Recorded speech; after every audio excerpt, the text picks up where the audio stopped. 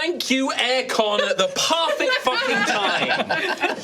Why? Hello, everybody. It's time. We're back. It's High Rollers Day. We're live. We're pride. We're ready to die. Stop with this. Stop. Don't even cut to us, Sam. Hello, everybody. It's me, your Dungeon Master, Mark Sherlock Humes. We are back for another episode of High Rollers D&D in Altheya, the Dragon Empire. Joining me this week, we have a full table. We've got the aircon unit. Hello, it's fun on the phone. They're calling your number. Rhiannon, Trot, Kim. Kim's back. I'm here. We've got Tom and Katie. Hello there. Hello. Hello. Give me that remote. I don't trust you to have this for the entire episode. That's going Can I have it? No. Nobody's having it. Right. So hello. No, that's gone forever. No. It's only it back. I was going to turn off the AC. I Don't can turn it turn off. Don't turn it off. Okay. Don't turn it off. It actually did it. Shut up. We've got a professional show to do, and specifically, I have to talk about today's lovely sponsor. That's right, today's episode is brought to you by Mongoose Publishing and the legendary sci-fi TTRPG Traveller. Yeah. Whoa. Travel into the stars, visit strange new worlds, meet alien species, intergalactic trade, space battles. Got your attention? Then check out Traveller. This was created almost 50 years ago. Traveller is one of the OG sci-fi TTRPGs, beloved by many, with a thriving community of dedicated fans. It's come into its own over the years, and its latest version is a fantastic modern RPG. Trot's also got the... What book do you have over there? I've got the Aliens of Charted Space. Show us the Volume 1. Aliens of Charted Space. Any hotties on the cover? Yeah, we got this. Oh! Smash. Let me see. Smash. Smash. Smash. Smash. Smash. Oh, smash. Smash. Excellent. That's a Featuring mini-games for character creation, spacecraft creation, trading, and world creation, designed to help you create utterly unique player experiences. In fact, one of my favorite personal aspects of Traveller is character creation, which involves my personal favorite, random rolling. You go through your character's life, choosing whether to go to university or military academy or straight into a career. There are also tons of events and mishaps to shape your character's history, such as, why don't we roll something up for old Tommy Hazel? Yeah, I love mishaps. Tom, you're a drifter. Am I? Roll me 2d6, please. Watch this drive. 6. You are attacked by enemies. Gain an enemy if you do not have one already, and then have a combat to avoid an injury. Let's roll an injury.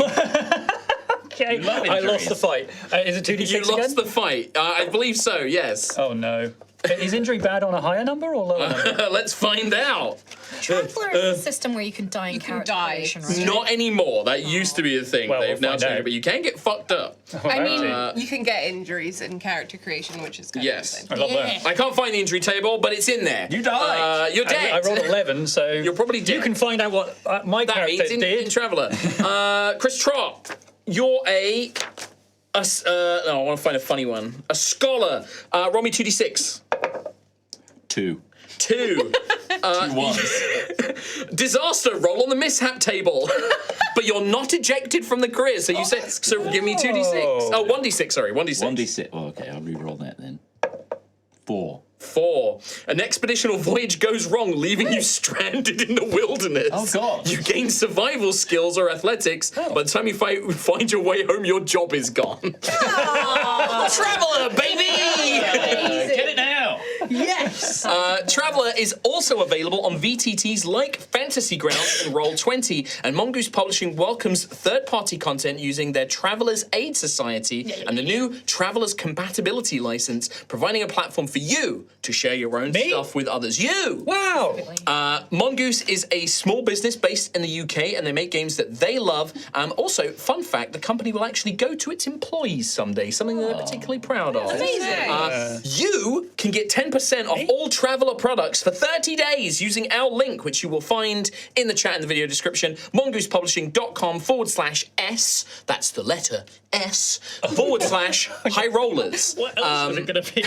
The letter S. And using the code HighRollers10. So that's 10% off for using code HighRollers10 and using the link in chat and video description. You can go and check out Traveller. Thank you so much to our wonderful pal Liv and Mongoose Publishing for sponsoring today's episode of High Rolling. Thank you. Genuinely, this is like one of the OG TTRPGs. If you've never played Traveller and you love sci-fi, I do personally recommend it. It's a ton of good fun. I know a lot of people that love this game. Nice. Rovely. Why did I say it like Scooby Doo? Hey. We had this last week. We had this last week. Did do that last week. Do the laugh. Really is. Lovely. Also, a couple of other things to mention before we crack on with the episode today. Part 2 of our Dagger Heart adventure is available on YouTube. Yes. Remember to check that live tab because it doesn't show up on the main video tab. It is on the live tab. We had a ton of fun, didn't we, gang? Yeah. did have a ton of fun. I had great fun. Mark, I hate watch it seeing things, and I like to hear things. Well, do you know what, Tom? Go, you do it. Do you want to say? No, you you're free. It's available on Patreon for free. You can listen to it. I jumped the gun. What a terrible interviewing technique. Fully jumped over the bit. Yeah, you really did. It's on the Patreon. I was too excited. I was too excited to talk about how Patreon users can listen to it for free. Absolutely free. Check it We out. love free. We love it. I love So if you want to go and check that out, you can do that. Like I said, it's available on YouTube. We really had a good time. Definitely keep them peepers peeled. I thought we got past that. More Dagger Heart, maybe in the future. You're too Because we got to introduce Kim to Dagger Heart. We do. true. Yes. True. More Dagger Heart. Yeah. But if you are confused, what we're doing today is like Dagger Heart, but with numbers. With more numbies. Yeah. With stricter rules. With stricter rules. No. We are back in 5e today, our very customized 5e, of course. Last thing I want to mention is those of you who are watching this live would have seen this. I'll mention it as well for people who are watching on YouTube. In the intro that you're about to see, we've got some brand new environmental art. That's right. By our lovely friend Scorpion Designs. Maybe he might even be in chat. Scorpion did us a brand new piece of art. A little bit ill-timed because when we started it, we thought people would spend a bit more time in wave meet. Yeah. But it's very fitting for the Leaving current the shores situation. of it. It doesn't Exactly. matter. It might go makes back. it looks like a place that we want to live in. It's Yeah. very good. The last one was Cauldron Vibes. This is now Suncrest Suncrest Isle We're just vibes. touring the different Yes. areas. It's fine. But yes, it's lovely, beautiful art, so you get to enjoy that in the new video. Thank you, Scorpion Designs, for your hard work on that. Is there anything else? I mean, just because someone told us not to go back doesn't mean we're not going to go back. Yeah, rules We are just meant to be kill that broken. person, Yeah. right? And everyone else. That's not what. And everyone else and start again. Yeah. Yes, you could do that. Yeah, sure. Anything else for the intro? No, that's it. I'd like to see new artwork, please, in the intro, please. Then let's run that intro. Woo.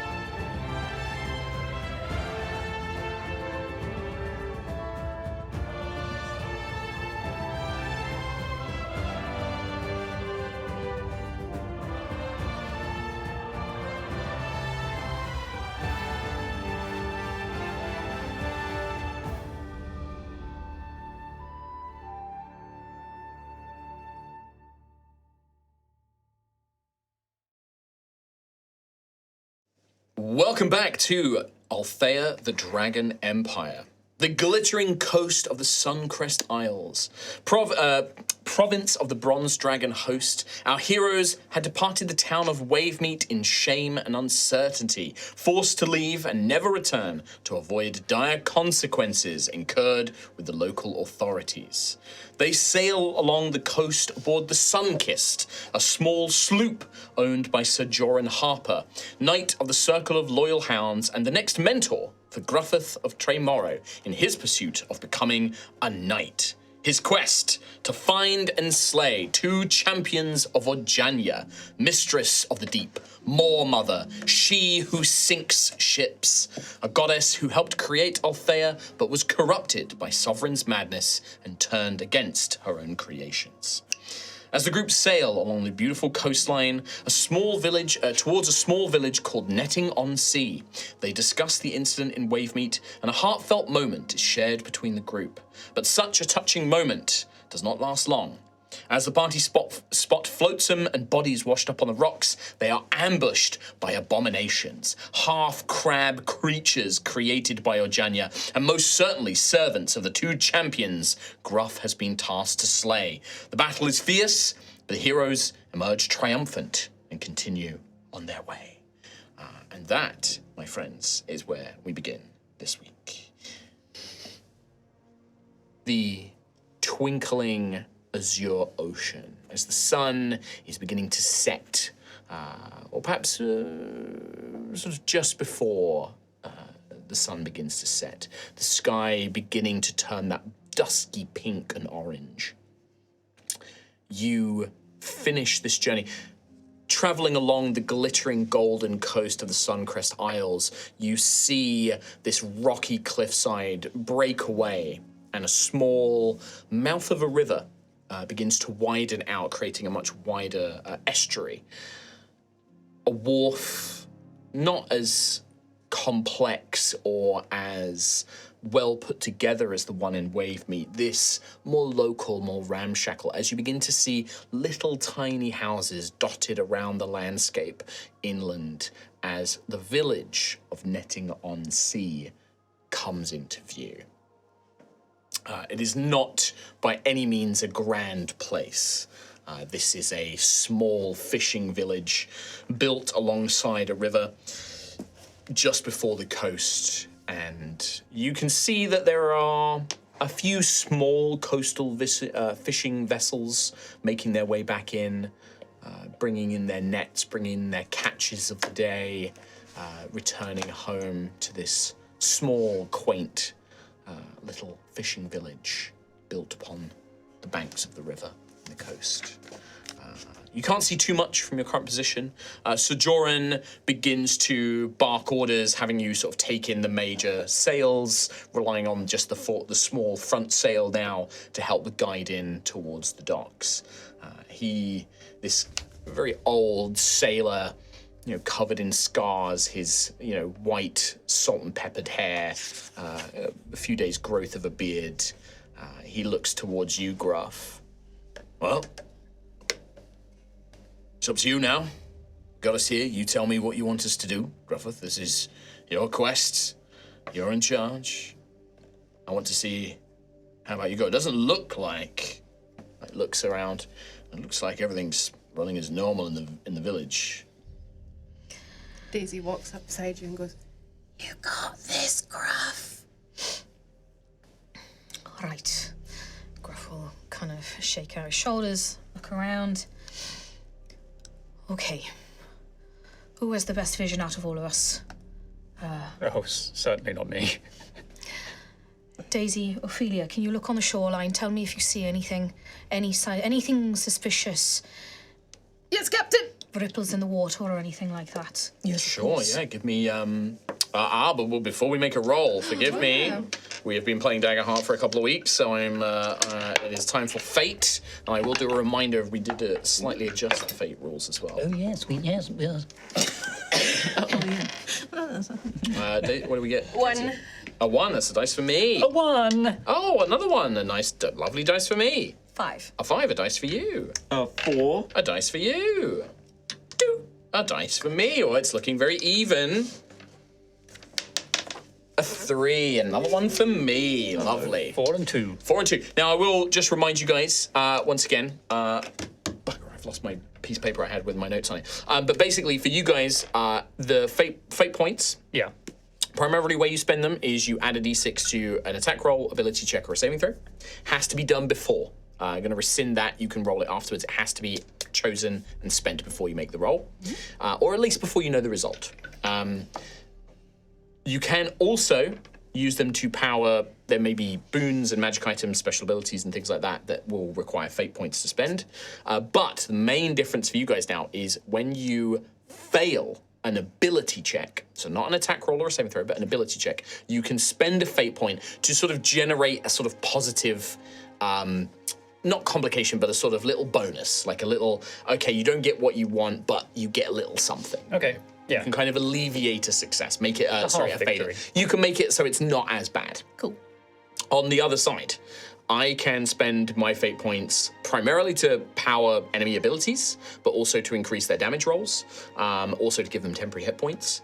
But also now, when you succeed in an ability check, if I feel it's narratively appropriate, I might spend a fate point to add a complication to it. I'm not going to take away the success, you're going to succeed, but maybe that success has a small cost, or there is some other complication to it. And as a reminder, if we spend them on the same thing, if we both spend one, those 2 dice are removed from the pool and they're gone forever, basically. For the rest of the session, anyway. Yeah. Okay. So it will limit the number of fate points available. All right. Nice.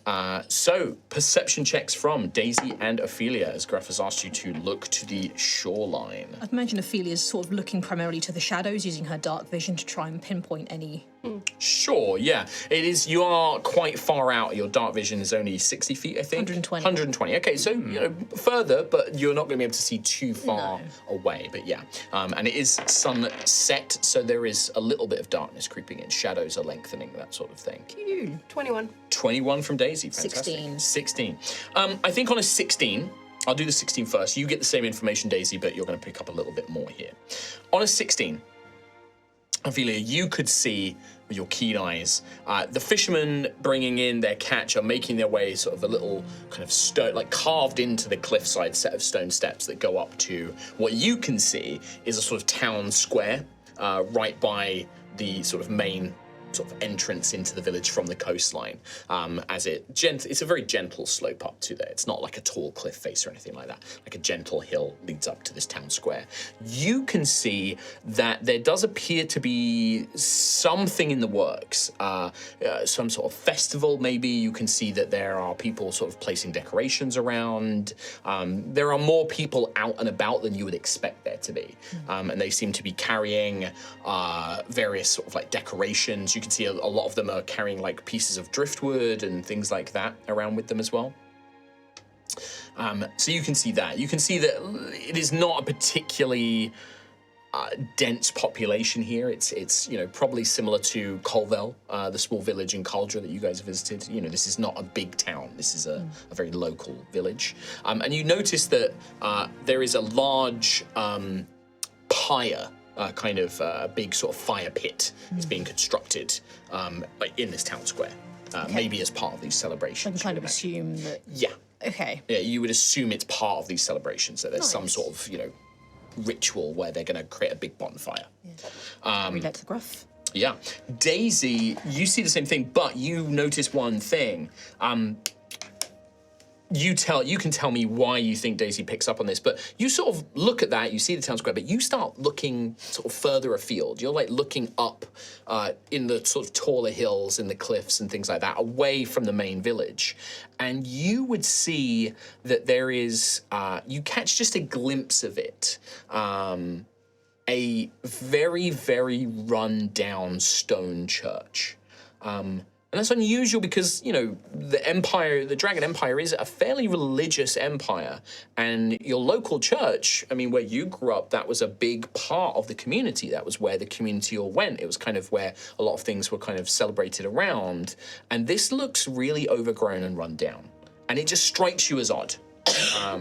You guys don't see anything suspicious in the water. You don't see any signs of battle. People here seem pretty chill. Can I don't know if this fits as a little retcon, like when we had a bit more time to sail, but assuming we had some bodies of the monsters that we fought on the deck. You would like to have kept some on the ship, on the sloop? At least to have with Xanthias a kind of cursory examination of the ones that were covered in coral that had magical resistance. Now, I know that we discerned that the coral markings protected them from thunder and lightning and had an overcharge and could be broken. But I think what Gruff would have asked Xanthias' help on is ascertaining if it could be removed and used by one of us.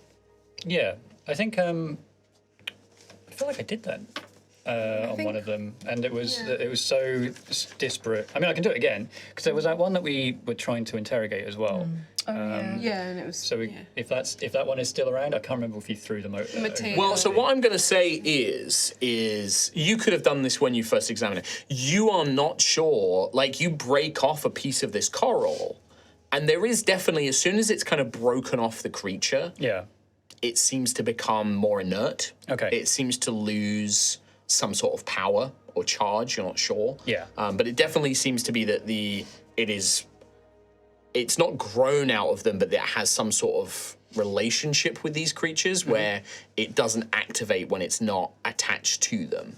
It doesn't seem to have its properties without their nature being involved in some way. Sure. So you sort of break it off and it doesn't really work. The other thing you would notice is once it's out of the water, that body decomposes way too quickly. Oh. It is like turning to slime and it's breaking down rapidly the longer it's kept out of the water. And especially as it's in the hot sun and things like that, it breaks down really, really quickly. So that wasn't an effect that we were seeing on the ones that boarded the ship while they were alive. No, this is because this has been several hours now after that battle. You've had this thing on board for maybe 4 or 5 hours, but also potentially a post-death scenario as well. You get the sense that this is almost like a magically enhanced decomposition. So with the blood that I caught in the empty bottle. So I think because that's in glass, it depends. Have you been keeping that out in the sunlight? I've just been keeping it on me, so just like on my waist. at my You did side. actually also have some, because you scooped it within the sea, didn't you? I did, yeah. So you still got some seawater. in So there. I'd say that because of the seawater in there, that blood is staying preserved. Interesting. But even the chitin, or I don't know what you would call a crab shell, the shell is becoming very brittle and almost flaking apart as it's handled. I mean, you could make an Arcana check for me. If you want, Is the same effect happening to their weaponry and any armor they might have had, if there was any at all? Most of their weapon was made out of a coral-like stone. Yeah. That doesn't seem to be breaking down. Okay. But things like the spine starfish shields are having the same effect.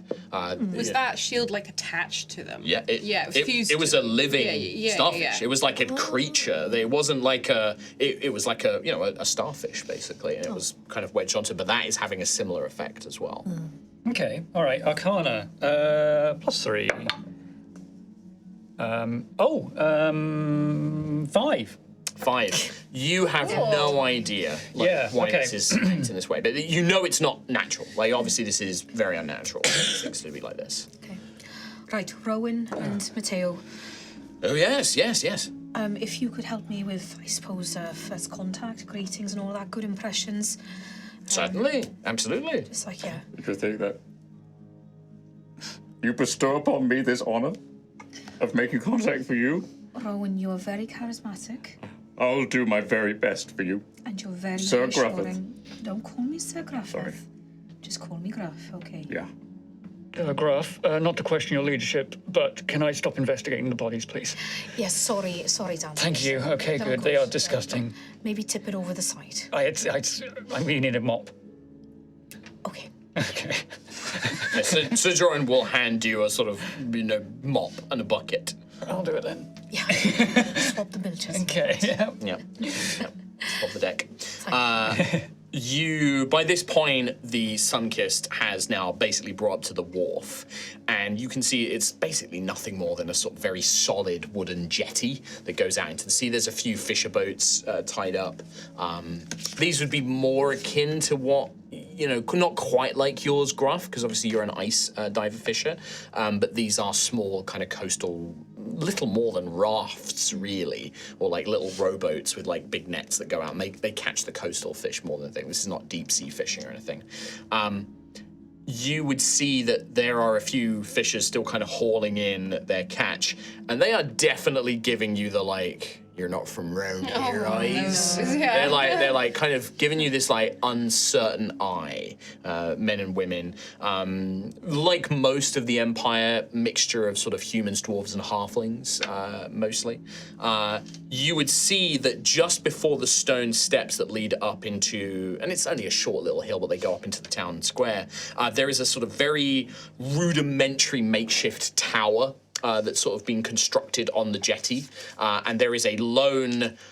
I mean, I hate to use the word guard here because they are literally wearing like a hunter's jacket. They've got a bow, but they don't. This is like a villager who's like a militiaman. This is not like a trained guard.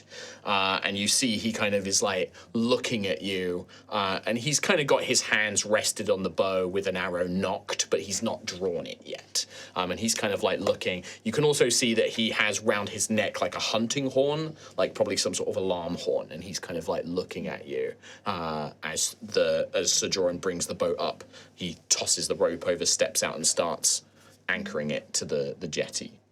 I think as well, like, yeah, when we see that, I, lift my paw and give a kind of friendly wave to the fisher folk and then to the watchtower. They give you a sort of nod. That sort of, Yeah. like nothing more than that, just a firm and still not quite certain, but polite nod.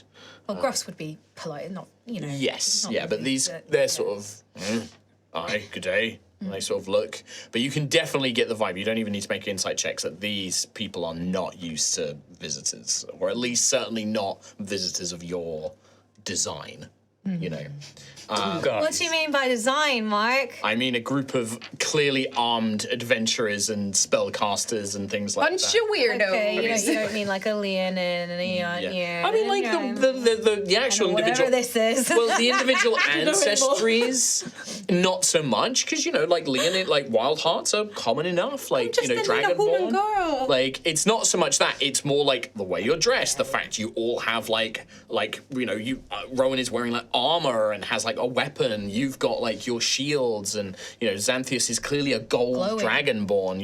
But I am sloshing goo over the side of a ship and looking very blue right now. Yeah, absolutely. And Ophelia's got like the rapier and everything else. I think like Mateo is definitely that kind of like, hello there, friends, hello, like kind of greeting a bit more ostentatiously than Gruff is. And these folks are kind of giving him the stink eye probably most of all. Like, who's this joker? Like, He's too enthusiastic. yeah, exactly. What do you guys do? Like, Sir Joran is like tying up the boat right now. Rowan will take initiative of the task that he's been given by Sir Gruffith, and he will step out and look up to where the closest person is that's eyeing us up. Yeah, I mean, like the closest people are probably the fisher folk, but they're busy sorting out their own boats and bringing their catches in.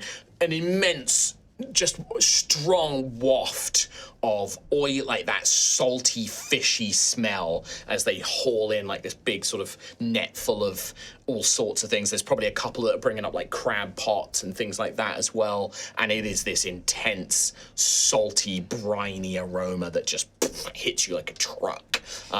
You can see that they're all wearing, this isn't Cauldra, they're not wearing, the civilians here are wearing fairly like rough spun. There's nothing really ornate or fancy about their outfits. They're stained with like fish oils and like water. Most of them are probably wearing shirtless, very hairy, broad, ropey physiques. But there is also that guard up in that tower who's kind of watching this like lone guard before the steps go up into the little village. I'll probably walk past these fisher people. Okay. And just do a gentle hand wave and a nod. Okay.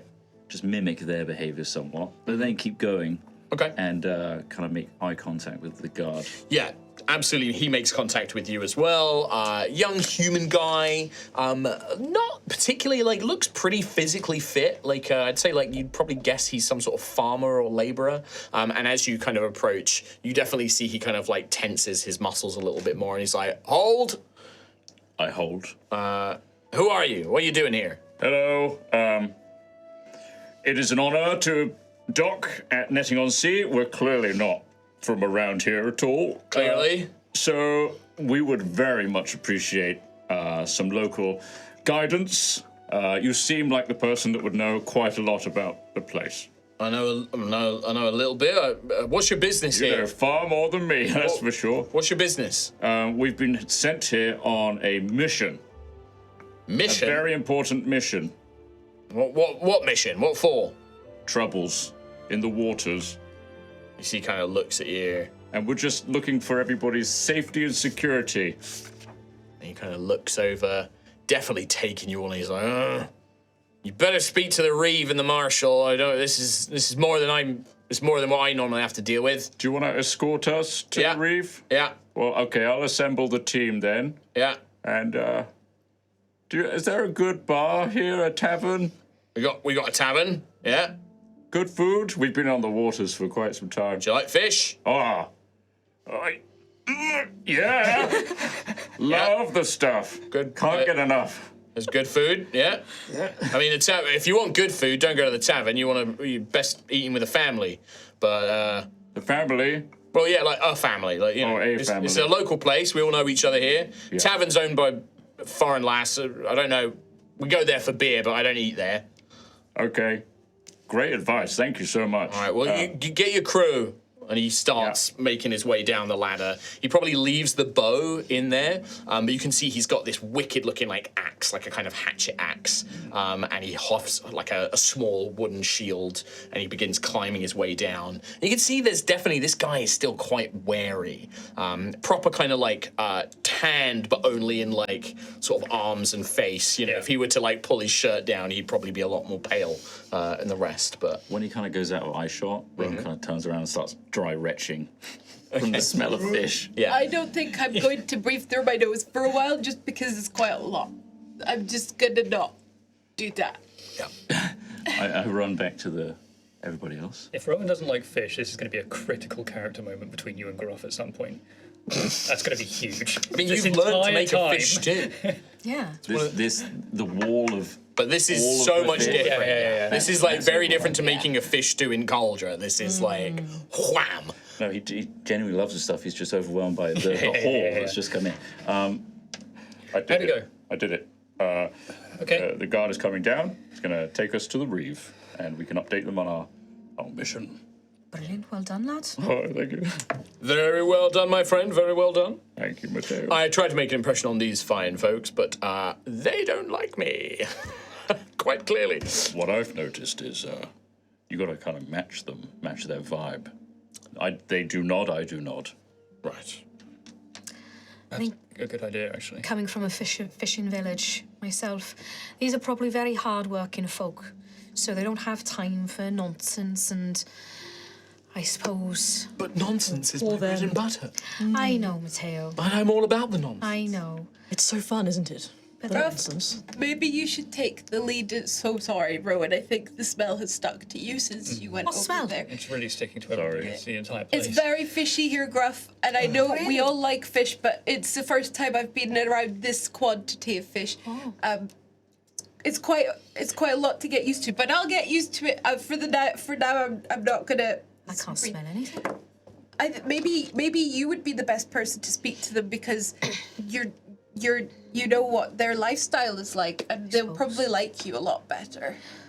Well, in my experience, a firm handshake, a good bit of eye contact, no nonsense. What do you want me to do, Gruff? Do you want me to stay? I can stay with the... Are you familiar with this village? Should be Boromir. I've got to... Hang on a minute. You bastard. There we go. Sir John. Bastard.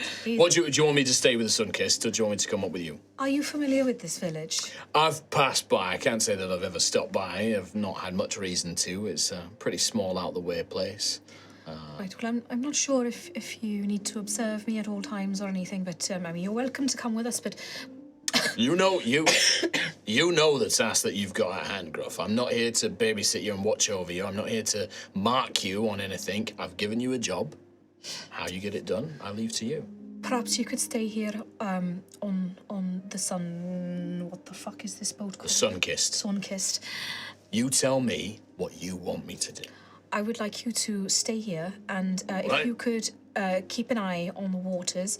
If you see anything, raise an alarm. All right. Anything untoward. Yep. He digs out from like a pouch. He's got like a quite a shrill signal whistle, and he kind of wraps that around. He puts that over his neck, and he's got that. You'll hear this, and he's just. If you hear this, it's bad. Is there anything you need from the village? Any food or anything? No, I'll be fine. I've got everything I need on the boat. Okay, thank you. Right, so I reckon we go in. We introduce ourselves. We say that we're investigating sightings of these two champions of Ojanya, Doomclaw and Coralsong. Yes. There have been various attacks up and down the coast, so we're here to help if needed, if they've seen anything or heard anything unusual. And I guess just keep your eyes out. I don't know if we want to mention anything about the church to them because it looks like it's... Well, they're not using it at all. It's a bit overgrown. It's a bit weird. Do you not find that weird? That is rather unusual, isn't it? I wonder if we can find out anything about that. Okay. Do you did you when you spoke to the guard? Did you find out anything about this festival they seem to be preparing for? No. Okay. I found out about the tavern and where Okay. we should eat. We should pick a family and move in with them. Sorry, And hang on. eat their food. That's a bit. It sounds a bit direct. Is Doesn't that sound how very they good. do things A here? local custom? I don't know. Choose a family and move in with them. That feels. I may have done a little leap there, Okay. Yeah.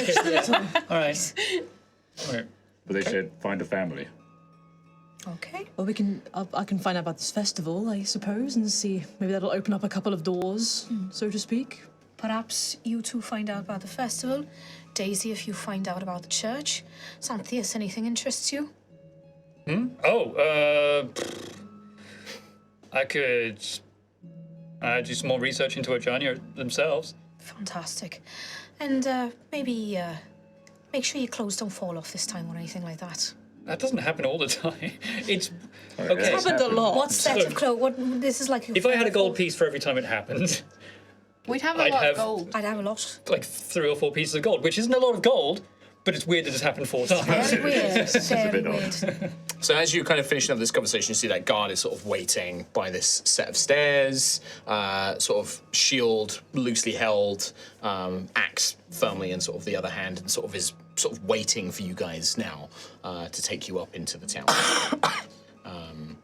Yeah. So what do you guys do? Just head up? go. Yeah. So he'll sort of gesture, he'll be like, right, come with me, don't do anything funny. And he sort of looks at you, very clearly aware that like at least several of you are armed and he is very much outnumbered, but is like trying to put on this front of, yeah, I'm a guard and you need to do what I tell you.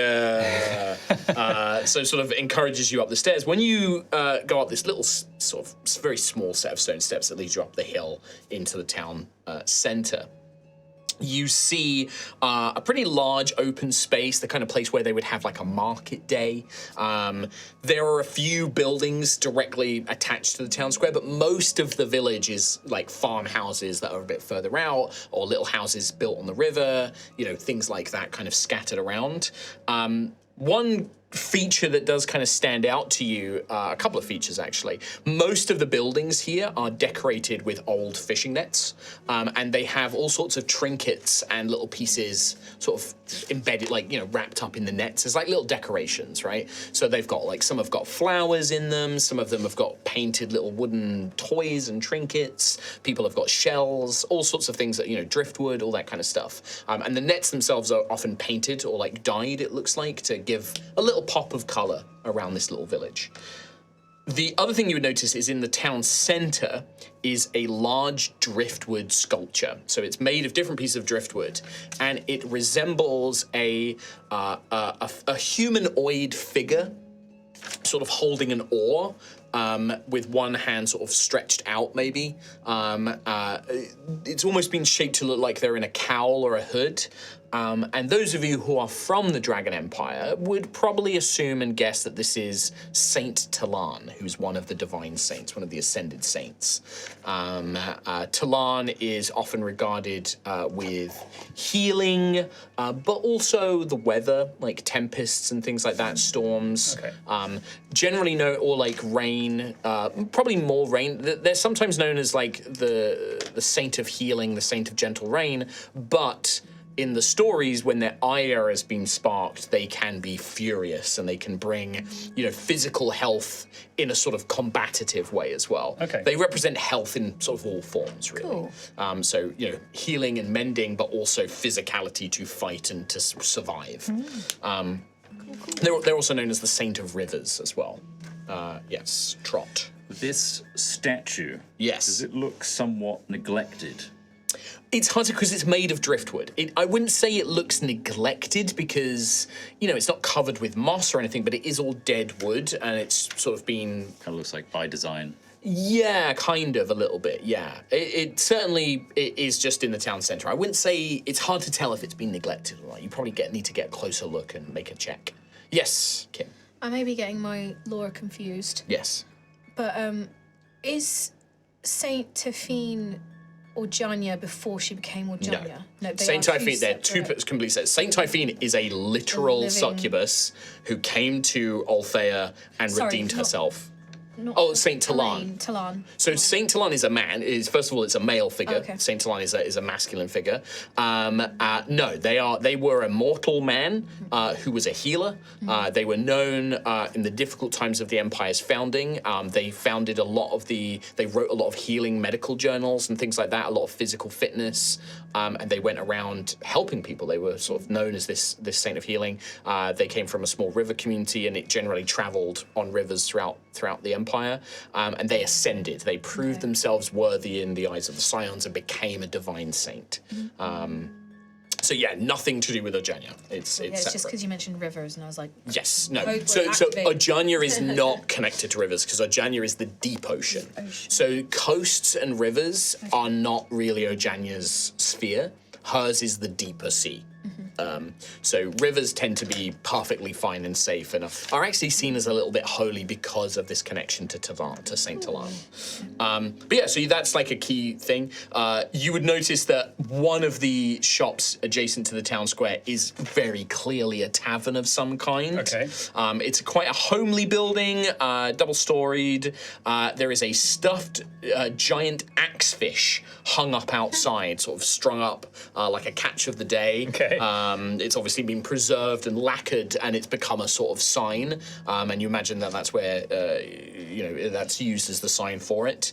It looks fairly neat. It actually kind of looks like more of a pretty building compared to the rest.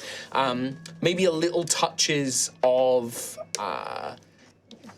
somebody who maybe has lived a more opulent life and is trying to kind of carve a little bit out in the village, like the window boxes have all got fresh flowers in. There's like fine stenciling and painting around the door frame. The glasses are all like the windows are all freshly cleaned and they look a lot nicer, basically. Okay. And it's still well tended to. Yes, very well tended to. The other main building just off the town square that you would probably recognise appears to be some sort of general store. It has, again, little flower boxes. It has the nets that are all sort of draped along its roof are dyed a sea green. And there is a handmade sign out front of a sweet-looking otter in a shawl holding armfuls of little trinkets. I want to go there. And that's like a little sign on the door. Interesting. Do you know that otters have pockets? Yeah. They put It's where they rocks in keep them. their stones. They put their favourite rocks. Little armpits, and they got a rock in their little pocket. Then why is he holding all the trinkets? And they hold hands in his to arms? sleep so they don't There's rip too many. apart. Oh, why can't I hold all these Why trinkets? that is literally like the pose is that why can't I hold all these lines? It's like but trinkets spinning. And this little kind of cute little otter, like little shawl, like a little grandma otter. Yeah, it's very sweet. Those are kind of like the two buildings. The other building is like probably, I would say, it's like a stone building. Maybe you guys would recognize it. It'd probably be the marshal's office. So the marshal would be like the local military force, or like the sort of local sheriff, if you want to think of it that way. Is that where we're being led to then? I think you are just being led into the town center. You can see that there are people bustling all over the place. People are bringing driftwood and local like branches to this big bonfire that's being set up. People are hanging up banners with painted waves on them, and like cornucopias of fruit and fish and shells, and people are hanging up these banners. People are singing. There's like little songs, like kind of sea shanties about the bounty of the sea and things like that. And people are sort of busying themselves around, and this guard kind of begins leading you into the town center and calls over a halfling woman, probably in like her 60s, sort of mid-60s. He'll be like, he would say, Madeline, I need you. Can you come over here? And she's like, looks over and definitely looks a little taken back by all of you. She's got big frizzy kind of brown curly hair, no shoes on, obviously being a halfling, and she sort of totters over to you all, wipes down, like brushes off. You can see she's got like paint smudges all over like an apron. She's clearly been making some of these signs. And she's like, hello, Darren, who are these people? And he will say, Madeline, these strangers are here. Apparently this one, and he points at you, Rowan. He said that they're on some sort of mission. I think that they should talk to the Reeve, or maybe or maybe Jameson. I could go get him. And she's like, oh yeah, we certainly should go and speak to somebody. I mean, Merrick will want to speak to them if they're here on some sort of important business. Hello, by the way. No, you go on, go get your brother, Darren. Go get your brother, and then he can speak with them. I'll look after these fine people. I'm sure they don't mean any harm here, do you? Not at all. No. Of course. You see Matteo will sort of step forward and be like, gracious lady, and he'll like offer his hand and then like kiss her, and she's like, oh, lovely. And he's just like, duh. And she will turn to you and be like, well, my name is Madeline Ogden. I'm the local Reeve's wife. My husband Merrick. Yes, I'm happy to. Young Darren, he's quite young. I think he's a bit flustered. We're not used to. Well, we have the occasional visitor, but certainly no one in your sort of standing. Well, can I ask what your business is all about? Well, let me introduce you to Gruff of Tremoro, who is hello. our team leader. My name is Gruff. Oh, you're the leader of this little merry band. Wonderful, lovely to meet you, Gruffeth. A pleasure to meet you too, ma'am. Oh, thank you very much. Yes. I am Sister Ophelia De La Rosa of the House of Blood. Yes. Very well. Quite a title. Thank you. Yes. Don't looks worry. very flop. Names get more simple from here on. I'm Xanthius Oregon. Mr. Oregon, Lord, you can see that there is a terror of like, you're a dragonborn. What the fuck are you doing? Oh no! Just Xanthius. Just Xanthius. That's fine. Oh, all right, okay. I'm Daisy. Hello, my dear. Hi. She's like looking up at you. She's a halfling. She's only like three feet tall. This is Rowan. Hello. Oh, quite a large gentleman. Hello. Big. I'm Rowan. Hello, Rowan. Rowan. And then Matteo will be like, no, Matteo, my dear. He's like, oh, charming. What business, what on earth could bring you all the way out here to a place like Netty-on-Sea? We've come across reports of some attacks by champions of Ojanya. Oh my goodness. 2 champions called Doomclaw and Coral Song. So You don't think that they're coming here, do you? Well, that's the thing. We've heard reports of attacks up and down the coast and on some of the islands nearby, Iridia. That's a fair ways away from here, but... Yes, and in our travels this way, we saw evidence of such attacks along the coastline. My goodness. So we've come, basically to see if there's any potential attack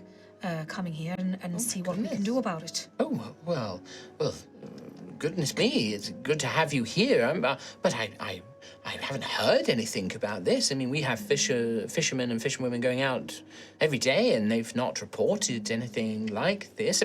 I mean, not to say that I would know. My husband, Merrick, would know, or perhaps Jameson, our marshal, might know more. But certainly is news to us. No, we're preparing for a festival. It's all been fine here. So you haven't heard of anything in the coastlands nearby? No, I can't say that I have. So, I'm out of RP. Okay. Just my hands Yeah, up. aye, I'm yeah. out of RP. Yeah, you're not doing the Welsh accent, so I know.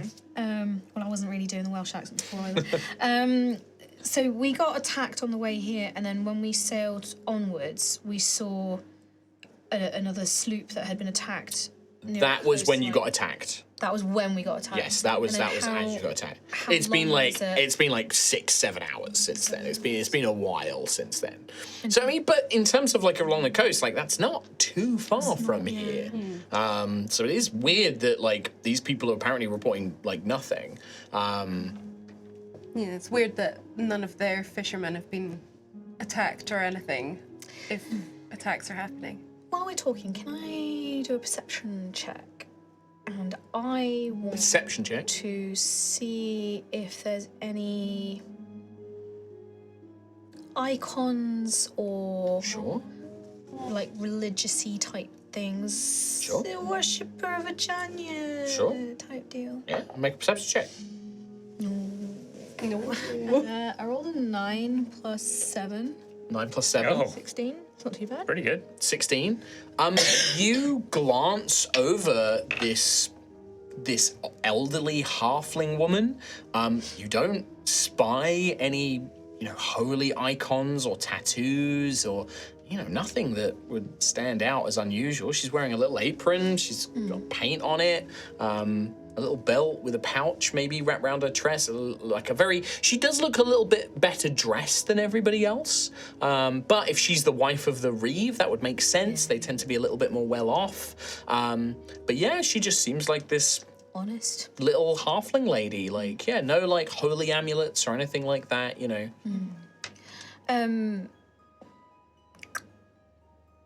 Right, so while we were sailing here, Yes. we came across, we were attacked ourselves, but we saw... Really? My goodness. We saw another boat that had been attacked about 6 hours from here. My goodness. Well, you absolutely must speak with Jameson and my husband then. If we've had a ship attack that close, they need to know about this. Why don't you've obviously traveled a long way. Now, she is a little strange and she's not from around here, but the tavern, you can get yourselves a drink, have a sit down, just take a minute. I'll go and fetch my husband, Merrick. Darren should get his brother, Jameson, our marshal. We can then have a conversation. I feel like this absolutely needs to be something that is taken very, very seriously. So why don't you go and get yourselves a drink, and then we can hopefully get to the bottom of all this. And goodness me, if there is a threat to netting on sea, we'll have to do something about it. We only have a few guards here, literally just locals who have been trained by the marshal. I suppose Jameson's mother, the former marshal, she's still quite spry and good with weapons and things like that. We could muster some sort of force, maybe. But yes, let me go and fetch Merrick, and we'll get Jameson, and we'll have a proper conversation about this. But why don't you go get yourselves a drink first? It's just that building there, the Catch, and she points to the one with the big stuffed fish. Oh, with the fish. Oh, lovely. Thank you very much, madam. We'll do everything we can not to interfere with your celebrations. Yes, it's a bit of a festival. Well, it's coming to the end of summer, and so it's going to be proper harvest time soon for the farmers and things like that. So and it's been quite a hot summer. So we thought we'd throw a little celebration, sort of bounty of the sea, bounty of the land, just before everybody has to work really hard. I see. So we're going to have a big party, lots of booze, lots of food. Okay. We're going to have a big fire, dancing, music. And that is, when is that? That's really dangerous. There's a lot of wood there. Oh, no. I mean, she points no, it'll be absolutely fine. Well, we were thinking of having it tonight, like late tonight. Oh, so we're just in time. Yes, just in time. We can stay inside. It's okay. Yeah. No, if you're here, you simply must come and have some drinks and food. I mean, you can't come all this way when we're having a festival. And Is there music and dancing? Yes, of course. Yes, there'll be all of that. Yes, absolutely. But that won't be. We've got some time. That'll be late tonight. You know, last big celebration. So Yes. people have got to finish their work for the day and things like that. But yes. Anyway, let's get to it. And she begins tottering off out. You can see she's heading out of the town square, like more inland, probably towards a large farmhouse. Right. The catch then. Yeah. Yeah. Let's go to the pub. Okay. From the outside, Yes. is there a reasonable way of telling where like this person may have come from before? Is it very cauldron in design, or is it like... It's not cauldron. Okay. You would know that. You and Daisy can tell this is absolutely not cauldron. It reminds you more of the style of house found in like Wave Meat. Okay. So maybe like somebody who's from a bigger Suncrest Isles city or town. Cool, fair enough. Not like the villages here bear very little resemblance to the stuff you saw in Wave Meat. Yeah. This place looks a little bit more like that. But without all the magical illusions and little arcane touches and stuff like that. Sure. But yeah, you make your way inside and it is dead. Like, there are no locals in this pub. It is well cleaned, flagstone floors. The fishy smell is being kind of counterbalanced by a heavy scent of spices and incense that sort of fill the room. You can see that there are dozens of incense burners, like going all hours, basically, to try and purge the fish smell. And there's just nobody in this inn. Like, you walk in and there's maybe a little jingle of a bell, and then as you kind of step in, you hear a fuck, like, what do you want? Like, and like almost this sound of irritation as this woman comes out with a book still in her hand. You can see she's been reading some sort of seafaring romance novel, Which is called? Motion in Don't the rock ocean. the boat. Motion in the ocean. No. The problem is I know Kim's read this. I've just been reading a series of books called the Paladin series. Yes! And all I can think of in my head is those books right now. It's got some ridiculous corny name like the Azure Maiden, and it's got something. Okay. It's not called Motion in the Ocean. But she comes out, and you can see this is a dark-skinned woman with almost like straight black hair with a very prominent streak of, I guess at first glance you would think it's blonde, but within a few seconds, Gruff, I think you and Daisy pick up, it's actually golden. It's like gold, like a streak of gold through her hair. Or maybe like bronzy, brassy, kind of like metallic color. And she's much darker skinned, like a very hawkish kind of nose, deep set eyes, very well dressed, like she has like a lace kind of silk blouse, sort of half corset, tight pants on, and she kind of looks very, very taken aback. I'm sorry to have interrupted your reading. No, that's all right. You're not from Netting on Sea. You're visitors. You're travelers. Yes. Oh, thank the scions. I might actually have some business for a change. Come in. Daisy, can you... In fact, I don't even think this is a roll. Nim says something in your mind. Nim is like, little one. And you begin to see around this woman, there is almost a golden aura that nobody else sees. And she, like, initially is like, she's like looking at Zan like, oh yes, come in, grab a seat, what can I get to drink? And she kind of looks curiously at we you. can just take this table here. And sort of like blinks a little bit. And she kind of takes a minute and is like, yes, drinks. What can I get you? I'll just have some water, please. Really? I probably shouldn't drink. Fine. Last time I had a drink, it didn't end so well. Fine, please tell me some of your drinking. I'm really I'm sorry. drinking. Mateo's like, I will certainly have a glass of whatever you have that's good. And she's like, that I can do. I have some fine liqueur from Brasser that I can share. It's my last of it. What did you say your name was? I didn't. My apologies. My name's Carla. Just Carla. How are you spelling that, Mark? Kahla. What's your name? Daisy. Nice to meet you, Daisy. Give me an insight roll. Okay.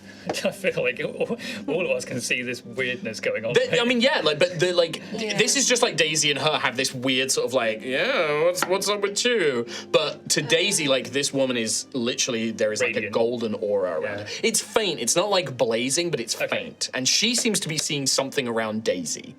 19. 19. You notice that, like, she kind of like, haha, like laughs and like goes to turn and is getting these drinks, but you recognize when somebody's having a conversation in their head. And like, you can see her like, she's like kind of almost like imperceptibly like nodding and sort of like as if she's talking to somebody in her own head. Interesting. But she starts pouring a water for Ophelia.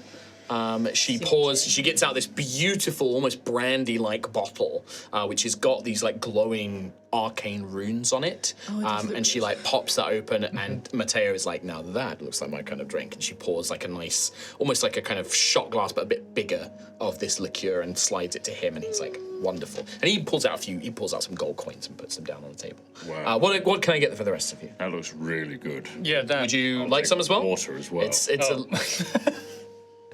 one water for the big man. But, sir, please. I'll try anything from Brasser, sure. Excellent. It's a little expensive. Is that all right? That's a good question. He spent How much are we talking? I mean, this is my last bottle. It means would 3 gold be all right for a glass? It actually isn't all right. Oh my god! Oh! You have one? You bought the. Here's 1 gold. I bought a lot of. The ring. No, I didn't buy the ring. No, I. Oh, you bought. I've got some fine ale that. Ale would welcome to the be. club, my friend. That's Thank a you. few silver coins. Yes, What happened to all the money? That you will need to change that 1 gold still into have 10 that. silver, Yeah. and then you have 7 silver. You definitely have money. Gruff gave you money. Yeah, Gruff gave you guys money and then you didn't spend it all. But it's not in that inventory, it looks like. It's just spilled out into the ocean, out of pockets. Great. But yeah, she'll pour you a nice ale. Got confiscated by the police. Thank you. Yeah, I can't. A glass of water for Rowan. Oh, lovely. Something I had to spend a lot of money on. Oh, yeah, no, I remember, yeah. What about you, sir? Unless she looks over to you, Gruff. Do you have anything that is non-alcoholic but more interesting than water? Non-alcoholic but interesting than water. I've got some chilled milk. I've got some fruit juices, things like that. It's kind of hard to get anything more interesting out here. I have to go to local suppliers, and this is pretty far away from any interesting suppliers. Perhaps the juice milk brings me out in knives. All right, she'll go and find, and it's like a sort of apple juice, basically, like a pitcher of it. And you can see that she definitely uses a little bit of magic herself, like a kind of almost like a ray of frost, like she touches the pitcher, and you see kind of frost form around it to chill it, basically. And then she pours a nice glass, and she'll do the same with the water as well. Okay, you don't know her. Are you sure she doesn't know you? Yep. It's just a weird vibe. I don't know what it is. Well, the local people said she was weird. So what brings you out to a place like this? God, it must be something pretty interesting. I mean, don't know why the hell anybody else would come out here. We had word of a potential attack on this village. Well, there's been attacks up and down the coastline. Blimey, bandits, pirates, that sort of thing? Vault spawn? Champions of Ojanya. Champions of Ojanya? The Embered? Out here? Why here? Not sure, that's why we're investigating. Interesting. Okay. There was a place not too far away that also got attacked, unfortunately. Oh, and we did too. Yes. And we did, yeah, not too far from here, actually. Really? Yeah. Horrendous crab monstrosities. jumped I on our think boat. some of them are still on Xanthias's boots. Oh, you're right. Sorry, I really should have. Yeah, and she'll throw you like a rag. Yeah, Like, thank would you you. mind? Thank you. the deck. I tried my best, but it's everywhere. I should probably just take all my clothes off. I mean, No, not again.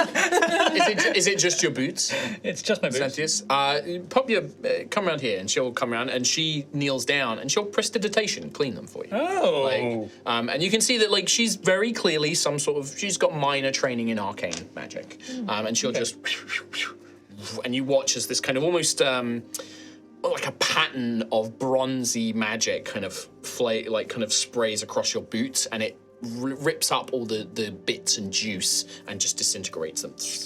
Cool. And she'll say like, yeah, sorry, there's,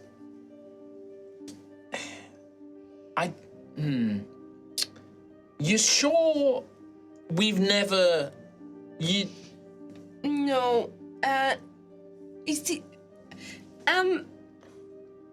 these guys know about, right. so, Wait, and what? I have a feeling that, Okay. you, And you can see that there's still a lot of hesitation here, because she's looking at all of you. Wait, Daisy, are you saying that? she I don't knows know, about- I don't know. I'm not saying anything, I'm just saying these guys know about things and stuff that I My friend says to tell you, and she doesn't mean you, Daisy. Says that, where is it? Peace out. To say that Asabril says hi. in my head I will say that. Nim hears it, Okay. and you hear Nim say, Asabril? No, Asabril, I know that name. They were a siege gunner. I worked with them once in a battle. I know this spirit.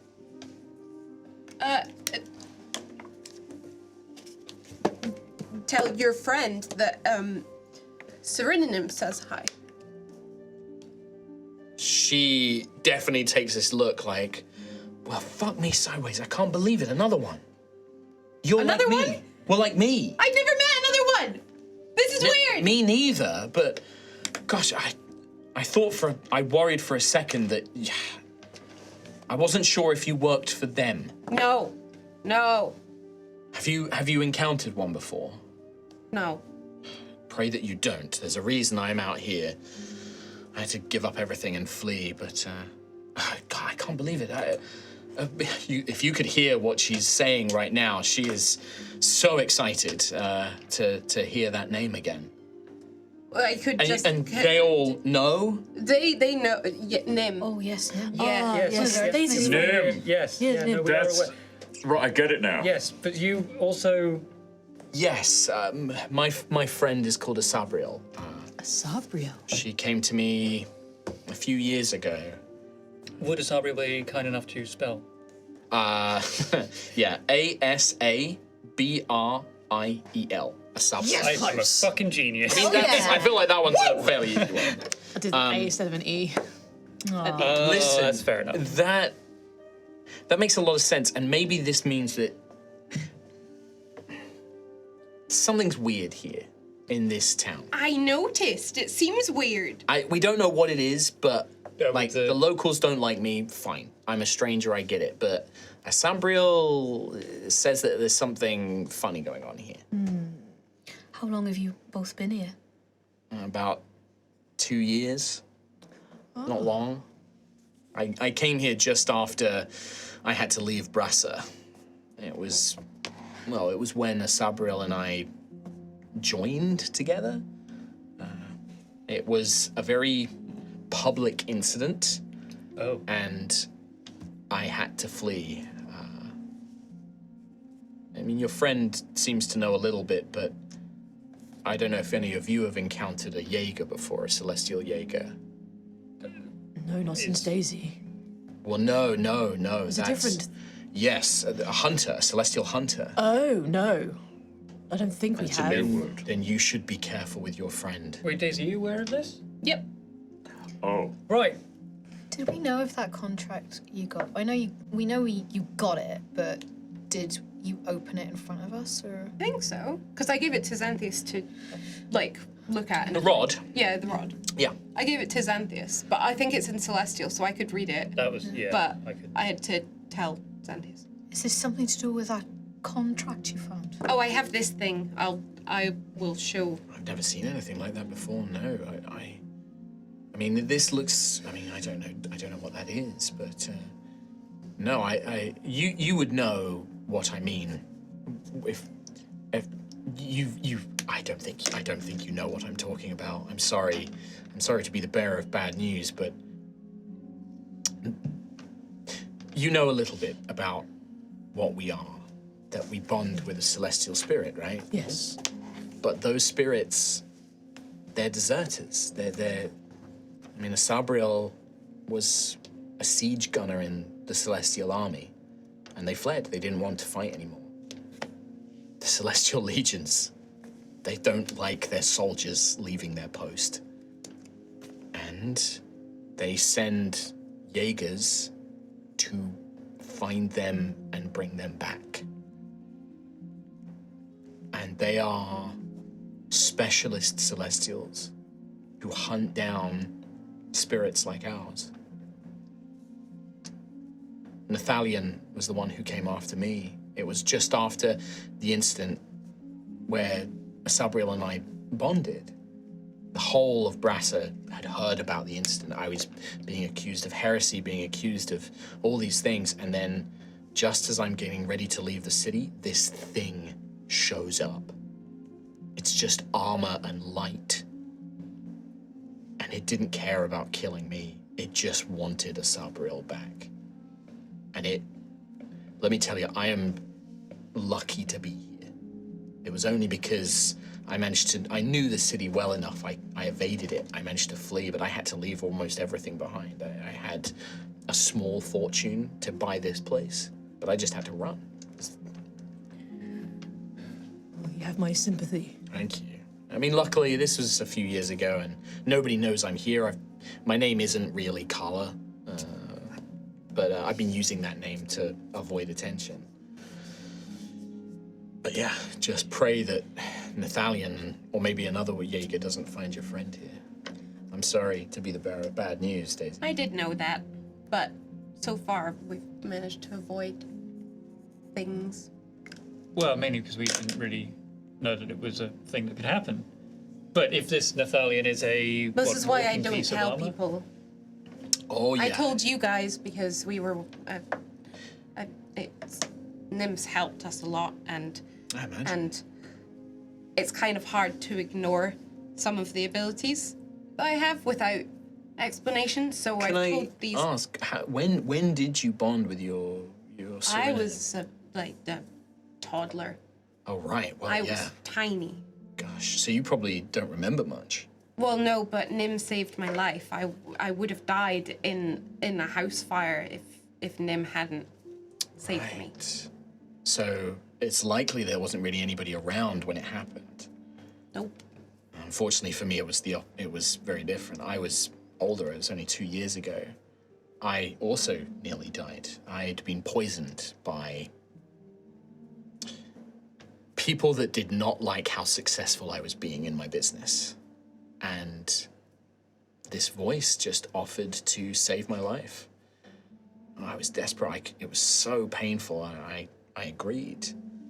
And I remember it all. I exploded with light enough to blast away. This was in a packed guild masters meeting. It blew tables and chairs and people across the room as I just erupted in light. It was like I was made of light, like I became somebody else entirely.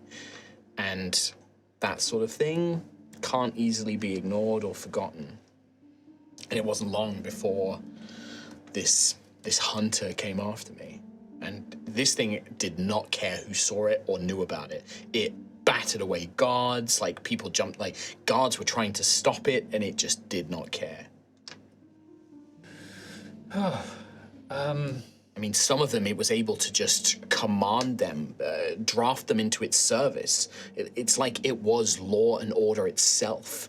And these guards, these soldiers, something about them, it just managed to grab them and take hold of them and use them as its troops. Well, thankfully, this hunter is not hiding or hidden. Yet. Well, I just mean if we are to see it, it should be very, very obvious what it is. Oh, yeah. Okay. I just can't believe you walk into my place. Another spirit like me. Weird. I can, if they want to talk, we could probably. What you mean? Oh, okay. No, this is a me thing. One of the abilities that I have because of Nim is that I can connect our thoughts, and then Really? it's like a little chat in your head. That's it. You can do that. I'll do it with. And you can see she kind of blinks for a second, and you would hear this conversation. You would hear Nim, Asabriel? Sereninim?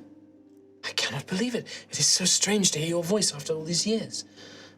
Yours as well, my friend. I did not know that you had deserted. When? Oh, it was after you had left. The Legion sent us to... And it was kind of long-winded. You can kind of drown it out. You can kind of, lower the volume almost. But they begin sort of having this long conversation, these two celestial spirits in your head. But you can definitely tell, this is not an ability this Carla has. She doesn't seem to have that same ability as yours. Instead, she will be like, well, I can't do that. And she'll sort of look around, but I can do this. And she holds her hand out, and you watch this shimmering golden gun of light kind of into her hand. Oh, dude. And then she dismisses it, basically. It's like, I'll get a dagger and be like, yeah. Sorry, that. I got Okay. excited. That was fun. That's very cool. Not to diminish what you can do, but we've also seen, with the... Yep. Oh, yeah, she can grow wings Wings? and fly. When the hunter was chasing me, I remember I felt like I was burning up. And these guards, when they rushed to try and grab me, it was like they were being burned by something, by light. It seemed to just be coming out of me. Could I ask what your trade was? Was it running a tavern, or...? No, I was I was a very, very successful spice merchant in Brassa, which is a big trade here in the Suncrest Isles. I was supposed to become the guild mistress of the spicing guild. But let's just say there were those who were opposed to me having that position. I see. And where is Brassa, sorry? So Brassa is here in the Suncrest Isles. It is to the west of Wavemeet. So you went east. This is to the west. Yeah. It is one of the two major cities of the Suncrest Isles. Wavemeet the other one, or...? No. Wavemeet is like a big town. Yeah. It is Zenith and Brassa. And Brassus is the original capital of the Suncrest Isles. Okay. But it was heavily damaged during the Oriat insurrection, and a lot of bronze dragons either joined Galvassar or were slain by Galvassar. So a lot of the bronze dragons were actually kind of killed. Yeah. And so Zenith was built as a new city to kind of symbolize like a rebirth for the province, basically. And Zenith is like this new, it's the like new Vegas kind of thing versus like the old capital, which is a bit more traditional. It's like been there since early days of the Empire. Still functioning as a city, but a lot of it was badly damaged. Okay. And so it had to be rebuilt. And so they built Zenith as sort of like a new city for the new leadership and for the new future of the province, basically. But yeah, Brassa it's a big city. It's kind of like Pharos in Caldra, so one of the big capital cities of the provinces. Okay, cool. I was just wondering. Yeah, and that's actually, it's quite close. Brassa is inland, and it's close to the Gildeye border, which is why it got so badly damaged. It was the war front, basically, they fought over Brasser during the Aurea insurrection. Okay. Okay, cool. Nice. A little bit of lore. Yeah, I was just wondering exactly where it was. Yes, but yeah, I was supposed to. I was very wealthy. I managed to bring some of it with me here, by this place. I think that's why the locals don't like me, because they didn't expect some foreign person to come in and buy it off the previous owner. Some stranger. They don't seem like they like new people. They're set in their ways, I think. Very set in their ways. Listen, you got to remember as well, like, there are a few big families here, and they have been the Reeve and the Marshal for generations, as I can follow. Like, they control this place. The Ogdens and the Ogdens and the Cambricks, they run this place. You know, they're every time that a new Reeve is elected, it's an Ogden. Every time a new Marshal is elected, it's a Cambric. Every single time. There are other families here. They're more than happy to just let these two run it because the town does do pretty well for such a small, out-of-the-way place. They never really seem to have any trouble. They make good money. It's hard for me because very few of them will come in here, but I have a few regular customers of the families who, you know, are a bit more independent. But they treat you well enough here? They sort of treat me as a sort of unwelcome guest. Like, they're not violent, they're not aggressive. They could be a little rude, but some of them are desperate enough for a drink. They'll come in, but they're not exactly friendly towards me. Yeah. Are you going to the festival tonight? Probably not. I'm gonna sit in, I'm gonna get in my bed, I'm gonna read my book. Much more my kind of speed, I'll be honest. Okay. I mean, did you ever hear what happened to the church that they have here? Jeez, the church, by the sign. Because I don't want to offend anyone by asking, but maybe you would know.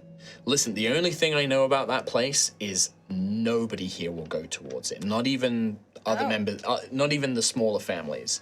They avoid that place like it's got the plague. I'm not about to go up there and check it out either. Like, I am not that person.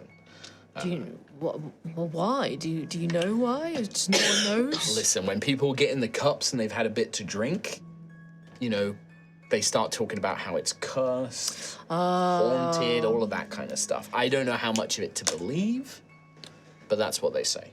Well, a little curse, a little haunt, not so bad. We did have a haunting, yeah. Quite a collection of characters. There's a lot going on. Tell me about it.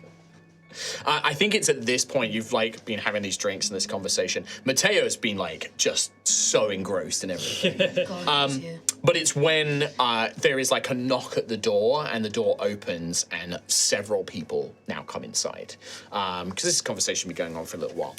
Do you want to take the lead, or how do you want to do this? Why? Yes, I can. Yeah, I think as you kind of ask that question, these people come in. So you see Madeline, the little halfling lady, the older halfling lady, kind of steps in, and she's holding hands with, like, Bilbo, basically. Like, he's got, like, grey hair, it's kind of puffing out the sides. He's got this kind of kindly sweet, like, a couple of, like, little wispy hairs on his chin, wearing a little vest with little buttons.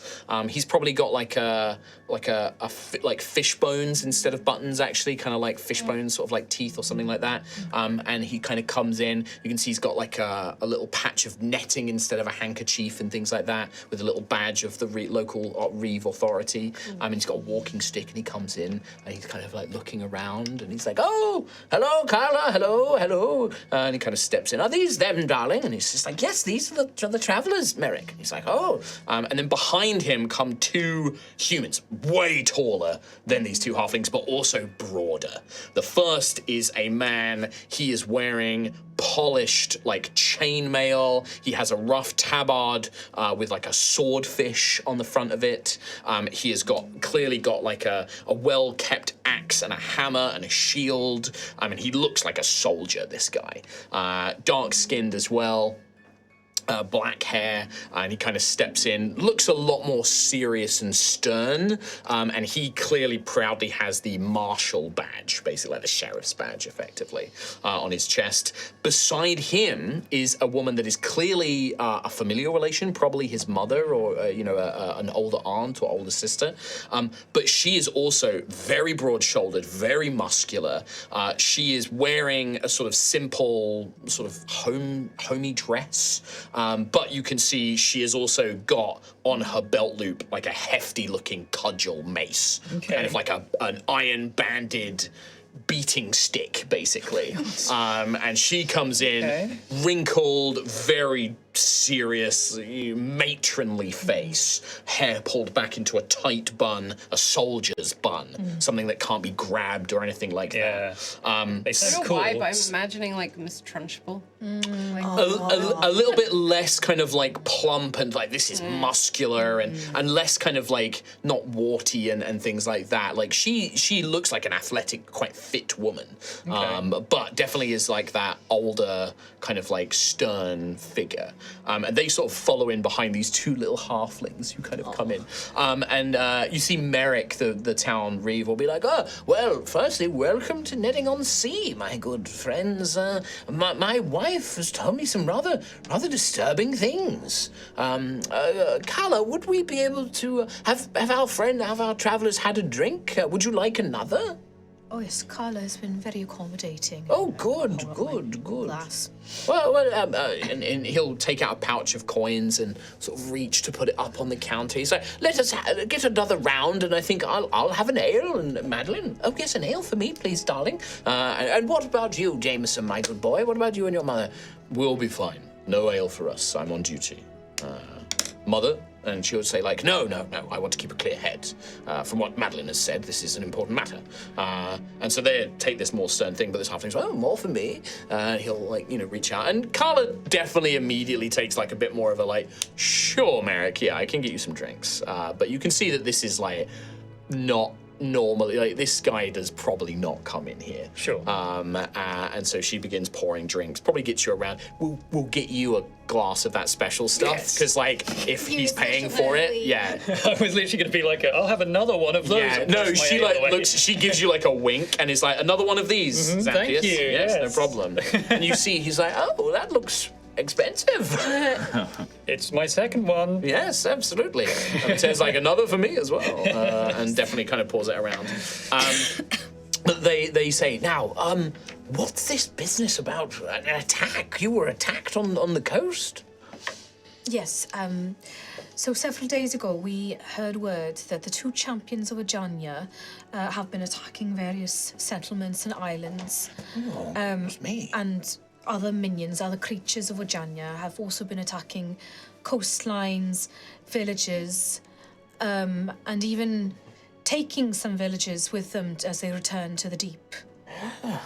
As we set sail for here, we were attacked by several creatures about 6 hours, 6 hours sail from here. 6 hours? That's very close, Jameson. And you've not heard anything. I began, as when Madeline came and told us, I asked a couple of my guards and the local fishers. We haven't seen any sign of these creatures, but some of the fishermen did say that they have seen less travelers on the coast lately. Normally we see a few ships coming and going along the coast, but apparently the last few days they haven't really seen anyone. That could explain if people are being attacked. Perhaps they just haven't arrived here yet. Perhaps we're too small to be of interest. I don't know, but as far as I can tell, nobody's reported anything like that. They're obviously, and he'll look at Merrick and be like, I mean, obviously there's been that talk about what's been happening up at the church, but that's very different. Yes, but... What's happening at the church? Well...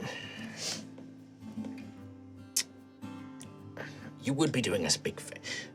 People have been saying for the last few days, I mean, the place has always been abandoned. We don't go up there anymore. There's always been talk and stories ever since I was a boy here. It tends to be left to it. Apparently some horrific tragedy in the past. Always been rumors of it being haunted or cursed or something like that. But lately, last few days, people have been saying they've heard strange sounds and seen lights up at the church after sundown. Now, none of us here, even good Jameson here, is a trained soldier and athletic. I mean, we don't want to risk somebody meddling in affairs like that. So we've been leaving it to it. Hasn't been causing us any trouble, so we've left it to it. But I don't see how this could be connected to what you're claiming, though. Unless these creatures, could they have taken up residence in the place? Found somewhere abandoned or something like that?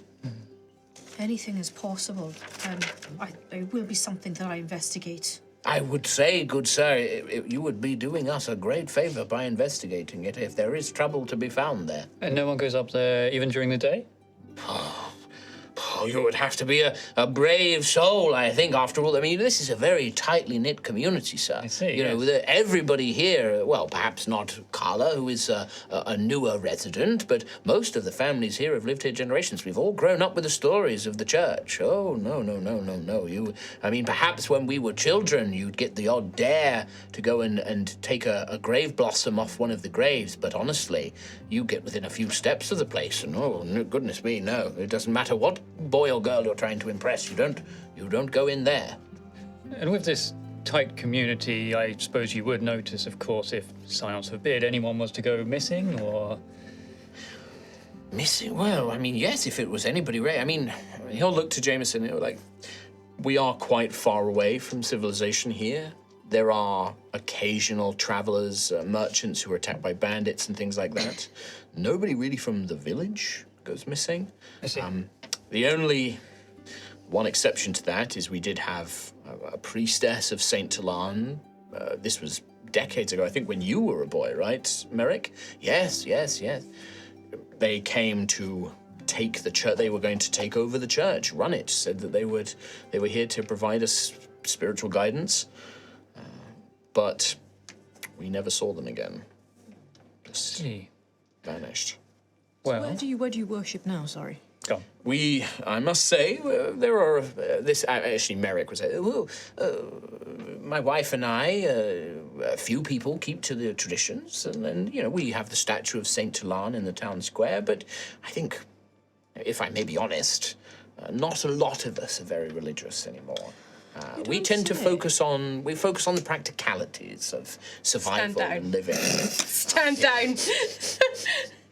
Perhaps you need a new one. Oh, we've been getting on by fine without any divine guidance. Well, Ophelia, it's certainly something we could have a look and see if maybe there's some kind of... if the House of Shadows might be involved in the church, or... My goodness, what is that? Some sort of assassins? No, they're from Osseous. They're one of the 5 houses that preside. What's an Osseous? Oh, Osseous is where I'm from. I'm from across the ocean. What? Very far across, yeah. Very far. That's impossible. No, No, it's not. No, I did it. You can't cross the ocean. I did. What? What? That's incredible. Oh, thank you. Yes, well, it was quite a harrowing feat. Osseous? Yes. Never heard of it. You get the impression that these are not, like, very worldly people in this place. You sort of this incredulous moment. Jameson would probably kind of take a moment here. This is the young Marshal, Marshal Jameson. He would probably step forward and say, we prefer to find faith in people here. There are a few locals who still keep a little shrine and prayer book to Saint Talan, but most of us are focused on community here. And that's worked out well for us. You know.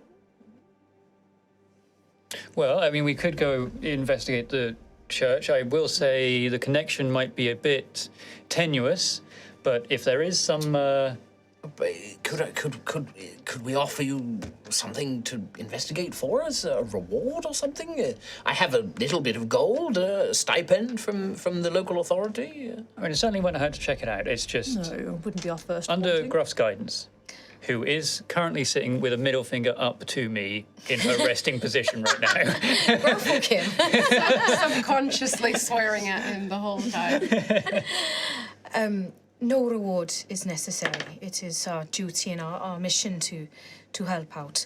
I would ask, what are the combat abilities of this village? Capabilities? You see Jameson will sort of stand more to attention, and his mother beside him also kind of stands a bit more proudly. He did bring his mumsy though, so not really that. His mum looks like she could beat the shit out of him. Have you met my mother? Physically. Yeah. Have you met my mother, Tom? Yeah. You would also, your mum could like... your mum would be. She's also just bought a new set of knives. So. I think I feel like this with everybody. You get the impression that his mother, who I don't think you know the name of yet, is the former marshal. So she is actually, he has inherited that role from her, basically. They sort of like take her thing. Well, we don't have trained soldiers. We have maybe 12 guards, some of which are more trained than others. Most of them are just local farmers and fishers that we've taught to use a spear, taught to use a shield, form up a basic shield wall. There are no defensive walls here. Honestly, we're mainly here to deal with bandits and wild creatures. The occasional vault spawn, if it comes out, but there hasn't been anything like that in this part of the Suncrest Isles in centuries. Oh, that's a relief. Right. I've done my fair bit of training. I would say that I'm a fairly competent warrior, and my mother is the former marshal, so she is also very well trained. We know how to keep our people in check. But if these champions, or if these creatures were to attack, we would certainly put your help to use. Does anyone have any magical capabilities here? All of them look around at each other like, no magic here. I don't know if any of the. Excuse me, I have to look at... I don't know if any of the breeze weavers know a little bit of magic. I don't tend to speak to them very often. Oh, I don't think so, darling. No, I don't think that they have any magical knowledge whatsoever. You see, Daisy, you would notice this. Carla is just avoiding this conversation, but you've all seen her use magic. Yeah. Clearly, they don't know that she Gruff can. is looking nowhere near. She is like melted into the background. She's reading a book. Or at least that's what she looks like she's doing, but she is listening very intently. Yeah, I was going to eye her up and just see if there was even a consideration of like... Well, it's very clear they don't know she can use magic. Yeah. Right? Like, she clearly used magic with all of you out in the open. Doesn't look like she's ever done that with these people. Yeah, that's fair. Close, yeah. Yeah. Right, well, I'm assuming that if there is to be an attack, it will come from the ocean, from the sea. Or caves. Or caves. They've been using that. There are... The problem is all along this coast, there are dozens of sea caves and even some underwater and things like that. Smugglers and pirates occasionally use them to store their goods and things like that. We were trained, when I was training in the Sea Guard, we were trained to look out for them. I can try and mark some on a map for you, but they're kind of scattered and separated all along the coast. It's miles and miles of it. But I can put that down on a map for you if you'd like. That would be really helpful, thank you. Yeah, it's not a problem. I'm just thinking, if the worst comes to the worst, and these creatures do attack, I think our priority should be to evacuate the village. Do you really think so? It's best to be prepared, just in case. I suppose after the town, the most formidable place would be our farmhouse, really, wouldn't it, dear? It's probably the biggest building, and we do have the wall. We do have at least a wooden wall around our estate. I mean, that's most defensible position, I suppose. As long as it's away from the water. Oh yes, it's further inland up, but it is next to the river. I mean, most of our settlements here are along the river. The estuary feeds out directly into the sea. Do you have any way to raise alarm in the village? Guards all carry a horn, an alarm horn. Nothing more than that, though, I'm afraid. But most of the villagers are trained that if they hear the alarm call to barricade themselves inside, to prepare for an attack. Is there any means by which, if something was to happen at night, lanterns can be lit so that it is visible? We have a few lanterns. Most people tend to be at home at night, though. Most people aren't out. This isn't a big city, I'm afraid. This is a small village. Most people are at home. We have a few lanterns we could set out, but not many. And a giant pyre. Well, I mean, for the festival, we will have that pyre tonight, yes. You don't think that it would disrupt the festival, do you? Everyone's looking forward to it. Can't say for sure, I suppose. Oh, my goodness. But all the food and all the drink. Well, we don't know if they're even going to attack at all. We just wanted to be true. prepared. Well, it's very good to have you all here. Well, I mean, Would you mind, frightfully, going up and checking out the church before the party this evening? Yes, It would do us. It would ease my soul, ease my mind if I knew that was taken care of. Do you believe the church?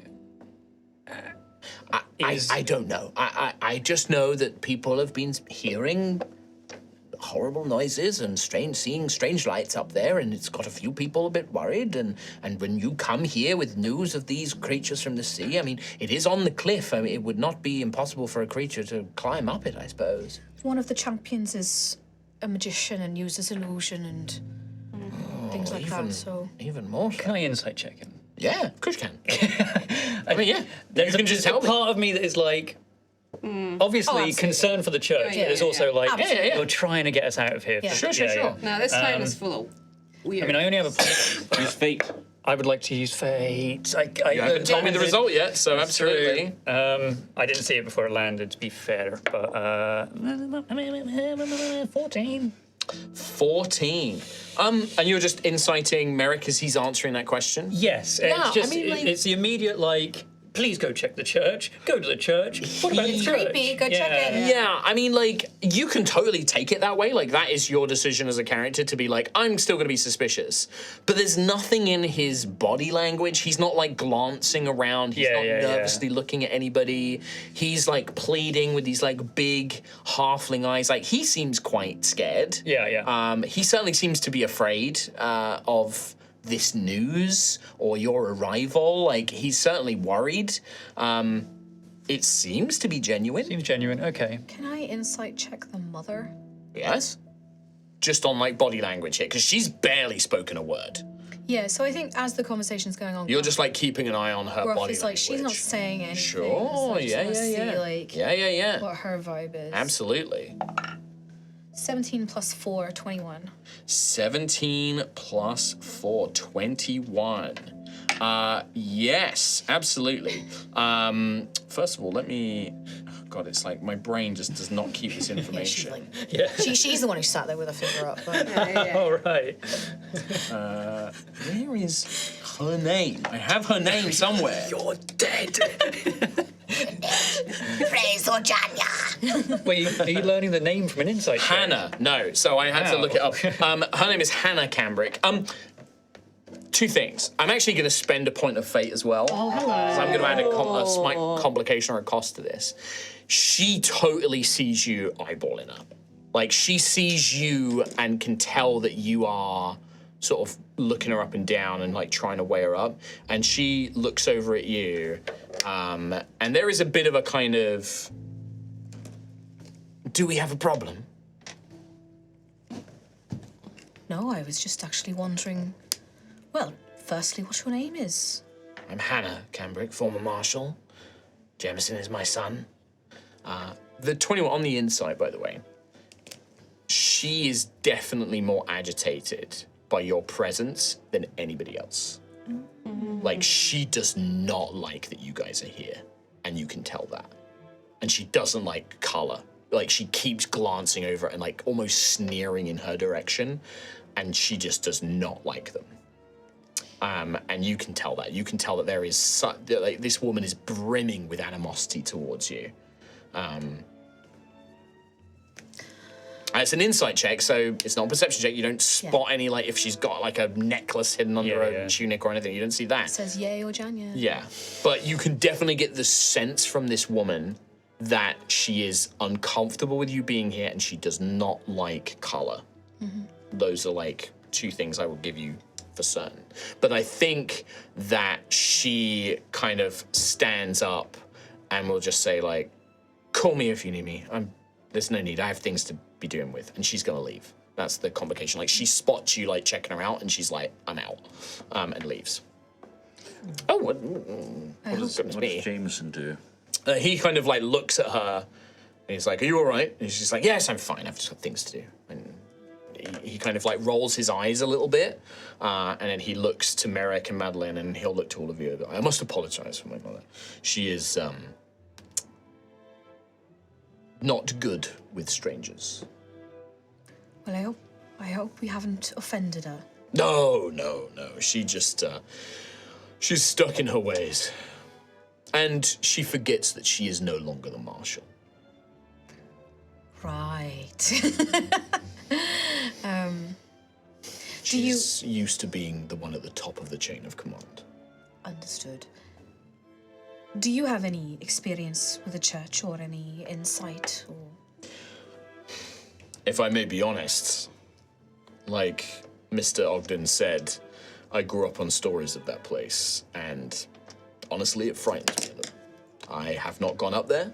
I can take care of a bandit. I can fight wolves and bears. I don't know what I would do against the supernatural. There's only so much steel and good steel and a shield will do you against spirits. And you can see that, like, he says that word very intentionally. He's like, there's almost like a look of like, I don't fuck with ghosts. And he's like, to my shame, I have not gone up there myself, and I've been hesitant to. Have you seen anything of these lights or noises? Me, myself, no, but my night guards have said that they've been some of the people that have heard strange... How did they describe it? Almost sort of wailing or something almost melodic, and then seeing strange lights up there. Would that sound like familiar to Ophelia at all? Yeah, give me for Ophelia, an Arcana check or a religion check. I would allow both. Can I use fate, please? You absolutely can. Please. 19 religion. 21. 21. Nice. Yeah, most certainly. Like, you would have been taught about all of the 5 great houses of Osseous. You know that the House of Shadows contains specters and ghosts, banshees, spirits, wraiths, lights, very common with spectral undead. They can manifest as a sort of glowing blue or green light. They can often cast sort of otherworldly pallor over a place. Melodic, like mournful wailing and noises, very common with unquiet spirits. Generally tends to be common with spirits that are angered or sorrowful or full of guilt. They tend to sort of wail and bemoan their existence. In Osseous, that would be the sort of indentured spirits that have owe the House of Shadows debts, and so their souls are not let go until debts have been paid. Things like more powerful spectral undead. You remember your encounter with Tyrea? Similar sort of, she was more quiet, but lights and movements and things like that were quite common with certain types of ghost and spirit. There are also powerful ones like wraiths that tend to manifest similar effects. If an area has an immense presence of cold, that is often also attributed to spectral creatures. Yeah. Cool. Yeah. The other thing I will tell you is that if there are spirits, they tend to be weak against sunlight, so they don't tend to manifest in sunlight. And if sunlight is on them, they tend to weaken their power as well. With a 21, I'll give you that as a just general knowledge. Sounds like very familiar territory for me. You think it is House of Shadows? It very well could be, yes. It sounds like somebody needs to make peace with something Done or that before. someone. Yes, exactly. Kind of. May I ask what your plans are? Because it's time to go to break, but I'd like to go to break knowing what you're going to do. Did we get a judgment call on how far away the church was? Oh, it's like, less than an hour. Right, okay, It's probably like a 30-minute walk up the hill, 40-minute walk. You'd be able to see the town square from the church. Yeah. I think Gruff would suggest that we go up there, but also something stinks here, so very suspicious as to what is going on there, so we go with caution. Would we continue to have a little chat after the Reeve has gone, just in this place as well, before we head up? Or a walk and talk situation? I would ask, I think walk and talk. I would ask the Reeve to send word to Sir Jorah. Okay. As to what we're doing, as to, we're going up to Okay. Yeah. to the church, and Yep. there is suspicious. So yeah, Miracle said, "Oh, absolutely! I did not realise you had another companion. They're down at the docks." Yes, there's right. Sir Jorah Harper. Sir Jorah Harper. Now that's a name. I think I've heard of that. The Barnacle Knight. The Barnacle Knight. My goodness. Well, we've certainly got the right people on hand for any sort of trouble. He'll be keeping an eye on the water. All right. And he also has an alarm in case that he can raise in case he's. Well, Jameson, perhaps you should go and speak with him then, while our friends go off and investigate the church. You can go and fetch him and let him know what's going on. Yes, I mean, I would love to speak with this knight. Absolutely. Yes, absolutely. We'll do that. No problem. Yeah, so we'll go up to the church and we'll have a look. All right, good. All right. Well, with that, we are going to take our break there. We've already run over a little bit, but I wanted to just set that up. No, that's cool. We will return in part 2 with the party going to investigate the Church of Saint Talan. Yeah. See you then. Bye. Bye. Welcome back to part 2 of Altheya, the Dragon Empire. Our heroes have arrived in the village of Netting-on-Sea, a very local village for local people.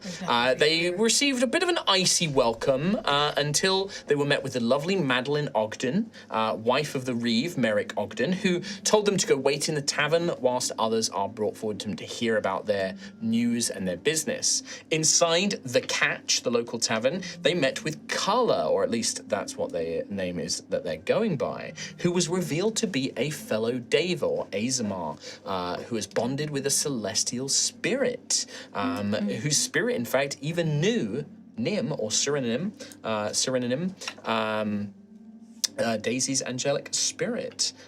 There was a brief conversation about her past and what led to it, as well as perhaps a bit of foreshadowing of a potential threat in this figure known that is a celestial Jaeger, a hunter, Nathalion, who may one day become an opponent. But after that, the party met with Merrick Ogden, as well as Jameson Cambrick and his mother Hannah Cambrick, the local marshal, former marshal of the town, who told them about some mysterious goings-on up at the abandoned church of Saint Talan, about 30 minutes away from the village, up on the cliffside. Strange noises and lights after dark were seen, and Merrick asked the party to go and check it out before the festival tonight. Our party are not entirely convinced that there is not some fishy business. Episode 70, fishy business. Fishy business going on in the town, but write that down. Fearful that there may be something going on at the church, they have gone to investigate. And that is where we find ourselves once more. Oh, and also Gruff encouraged them to send word to Sir Joran to let him know what was going on. And with that, walk and talk. And yeah, you can have a little walk and talk if you would like. As we're leaving the tavern. Yes. God, they're probably murdering Sir Joran right now. Probably. I didn't even think of that. Yeah. Oh, I did. I was tempted. He would have sounded the alarm. Yeah. The thing is, Gruff is a trusting soul. Kim isn't. And Kim's read too many horror stories set in fishing villages with insular communities. Have you? Yeah. It's pretty much most of Cthulhu, dude. Pretty much Midnight Mass. all of, like, yeah. Yes. Midnight Mass, yeah. Yeah. Great show. Yeah, see? With that, That's one. are you That's walking one. and talking? Right. It's sort of a very windy, there's like stone steps. You imagine sort of like if you go on a walk in like rural Devon and things like that, you know, Cornwall, you kind of get these like cliffside walks and things like that. It's kind of one of those. Grass is rustling as the sun is now, you know, nearly about to set. Like you are, the sun is just disappearing behind the horizon, so you still have a little bit of that golden light coming through. Right, I'm a bit suspicious about this. Oh, I am as well, yeah. I don't know that it's a definite lead for what we're here for. But the things that I'm curious about is Sir Joran told me that Coral saw one of the champions. She sings to cast magic and she casts illusions. So perhaps that could be taken as melodic wailing or funny noises and lights and that sort of thing. I don't know how long these champions can survive out of water. I don't know if that's a thing. So we'll find out. But obviously we have experience with the haunted, with Tyria, so we know things like they're resistant to most magics, non-magical weapons, cold, necrotic, poison, all that kind of thing. I actually suggest that if this does turn out to be a ghost, perhaps we leave. I mean, we're going to be up there. What sort of time is it? Sorry, The sun's gone I'd down. say it's like 7 p.m. Like the sun is going down. So the moment we get there, it'll still kind of be in that, or is it like going to be getting into darkness It's gonna there? be pretty much darkness when you get there. I'm concerned about if there is a potential Like attack on late this summer, village. so yeah. I'm concerned if there is a potential attack on this village. Perhaps we outran it, with the attack on us, 6 hours ago from this coastline. So maybe we're ahead of it. But I don't know, that maybe something in my bones says something about a festival on a shoreline. With a giant pyre, yes. It's a great time Yes, where it all is. the villagers are gathered to attack and, drag them into the water and all of that. I would say one thing, like with a pyre probably would be the very antithesis to a Genya, who is water in the ocean. Yeah. Like fire. If this was like sovereign cultists, some sort of like sacrificial pyre would make a lot more sense. But yeah, like you don't imagine It that might like be a sacrificial pyre. We don't could know be, that. could be. But you just Either the, way, the it's idea still of a a beacon. fire and the ocean, the two Yeah. don't really match up. It is still But a the big idea lit of up the beacon idea of of like, it, no. It's a we're here. Yeah, it could be some sort of But that's- signal fire or something Yeah. like that. Yeah, Well, for sure. I'm not necessarily saying that, they're in league with Ojanya, but lighting a pyre and villagers being on a Yeah. beach at night, it's a great time to You're attack. right. Well, yes, I think we should go and check out this church. Either way, if it is Ojanya, amazing. We've got what we're looking Choral for. song. Choral song. If not, I mean, Ophelia, we can stick around for a few days if this is something you're interested in. Could we have taken a short rest in the pub? Yes, well, you would have definitely had time for a short rest on the boat after the encounter last time anyway. So yeah, you guys absolutely can have a short rest. Yes. Could I do you need to- hold the traveller book back? It is one I crimping my map. Oh, so sorry. Thank you. But you're right, we should head back to the shore as soon as possible. And try to keep an eye out on the ocean as best we can. Yeah, if it is a ghosty, we can deal with it another time. But Yes. perhaps we have other priorities right now. Exactly. I would not want to get in the way of the true purpose of this quest. And if it is a ghost, it's by all accounts it's been here for a while. Exactly. So, It's not going anywhere. It's not going anywhere. It's true. Yeah, so yeah, obviously spend your hit dice if you're doing short rests and things like that as well. And you do have about 30 minutes if there's anything you would like to do before you arrive. I'm going to short rest it. Yeah, I was just rolling all my hit dice there. Still not quite at max, but not too bad. Very close, actually. Oh yeah, you got really messed up, didn't you? I lost 2 HP. Oh, I was down pretty low. Get good scrub. Hell? He got grabbed. Oh, Wasn't his and fault. pulled underwater, yeah. Wow. Why? This is not gruff. Daisy, are you you okay? Mm-hmm. You sure? You look a bit well, I mean, obviously meeting someone like you for the first time. I actually presume the quite- first time. Weirdly, as much as I know all the bad side of it, is quite comforting to know that there is someone else. Because I haven't met anybody else like that before. So, That's true. You could be best friends.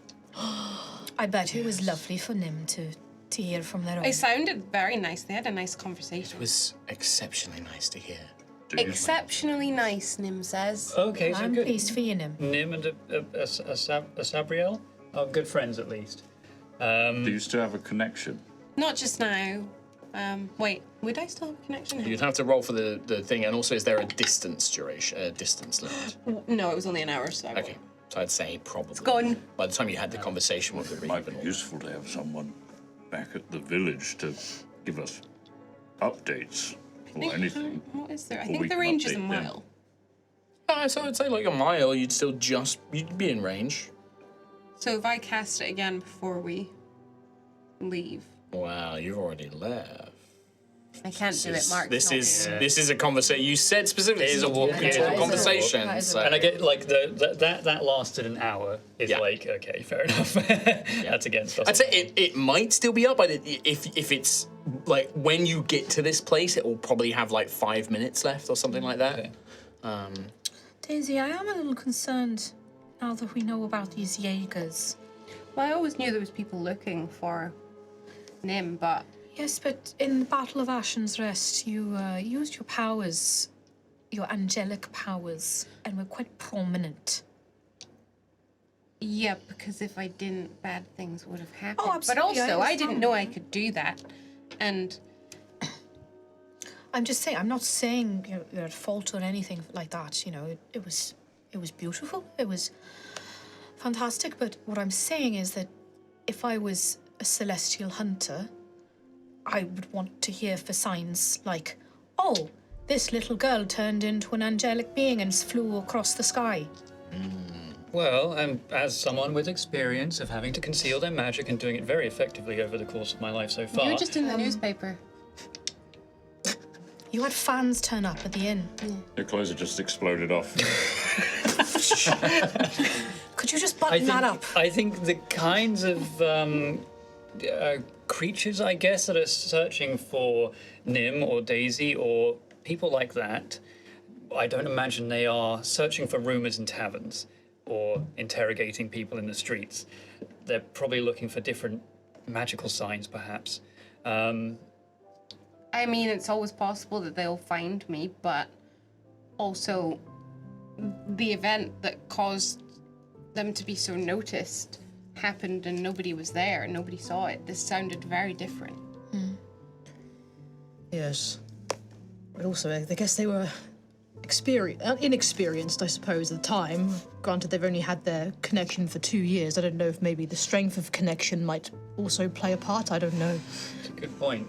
I mean, you've had no interaction with walking pieces of armor, No.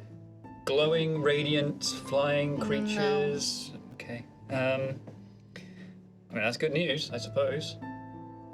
Well, we'll keep a lookout, and if any such threat does come, they'll have to go through me. Thank you, Graf. Yeah, I hope that I could get away, but the way I see it, I was almost dead anyway, so any years that I've had since then have been a bonus that I wouldn't have had if it wasn't for Nim. I am sorry that if I've brought you and your friends trouble, little one. No.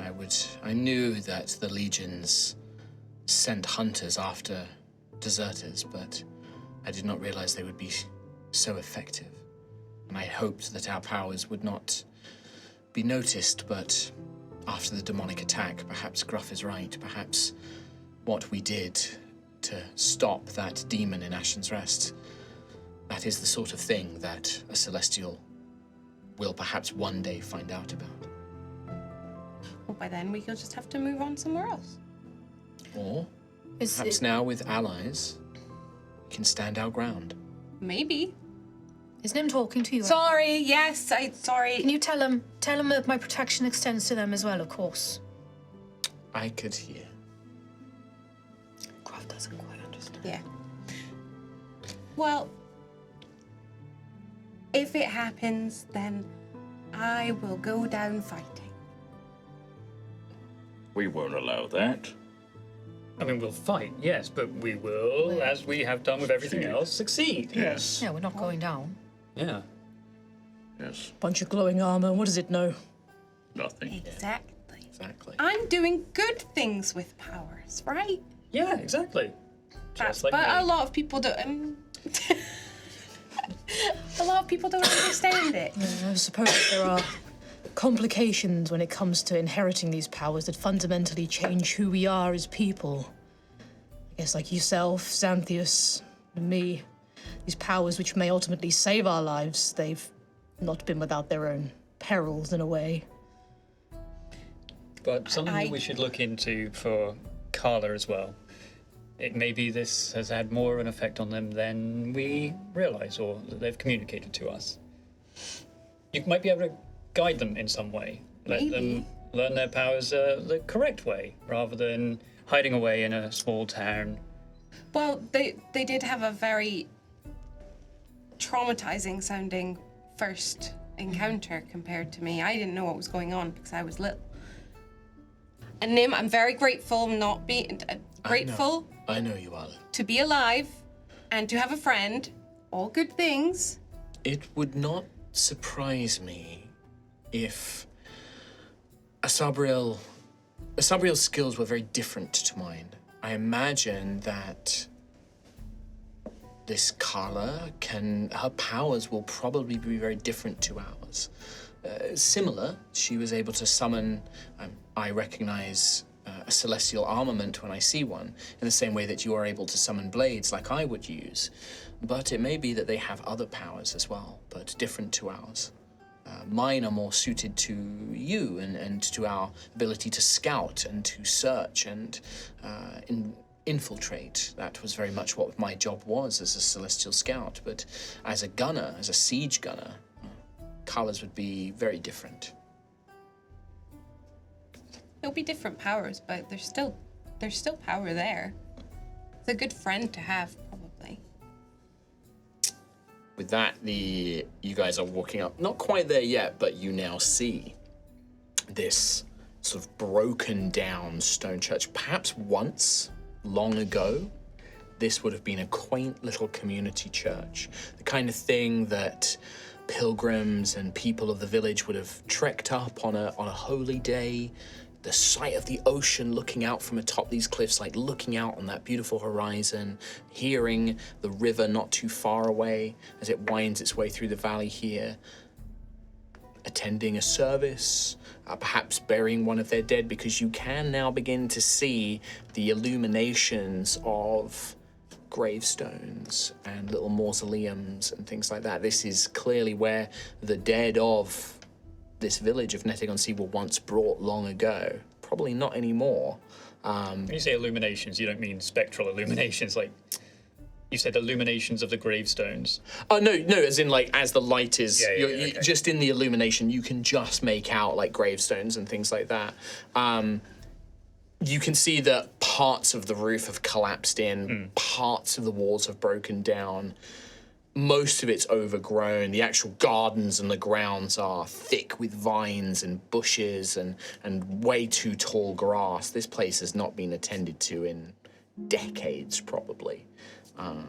But yeah, you see this coming up before you. Mateo's like, I don't, is it a good idea if maybe I hang back a little bit, in case I could keep an eye out on the town behind us? There's a big difference between dealing with, like, fish men and ghosts. I'm not sure there's much I can do against a ghost. It's entirely up to you, Mateo. I mean, this is ultimately what we do as an adventure. No, and I want to see you do excellent with it, but ghosts. If it helps, ghosts are actually not really that bad. Oh, really? Well, no, they're kind of, You've dealt with ghosts before. You've dealt with ghosts before, yes.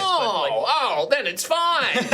No, not a problem. They're just souls manifested in a different way than the physical, perhaps. That doesn't make it sound better, but Xanthius's tone fills me with confidence. But I don't think your dagger's gonna work, though. No. You don't think it will work? No, because it's not. Is it magical? Yeah. No. There is a chance. Well, or is it? There is a chance that they could possess you as well.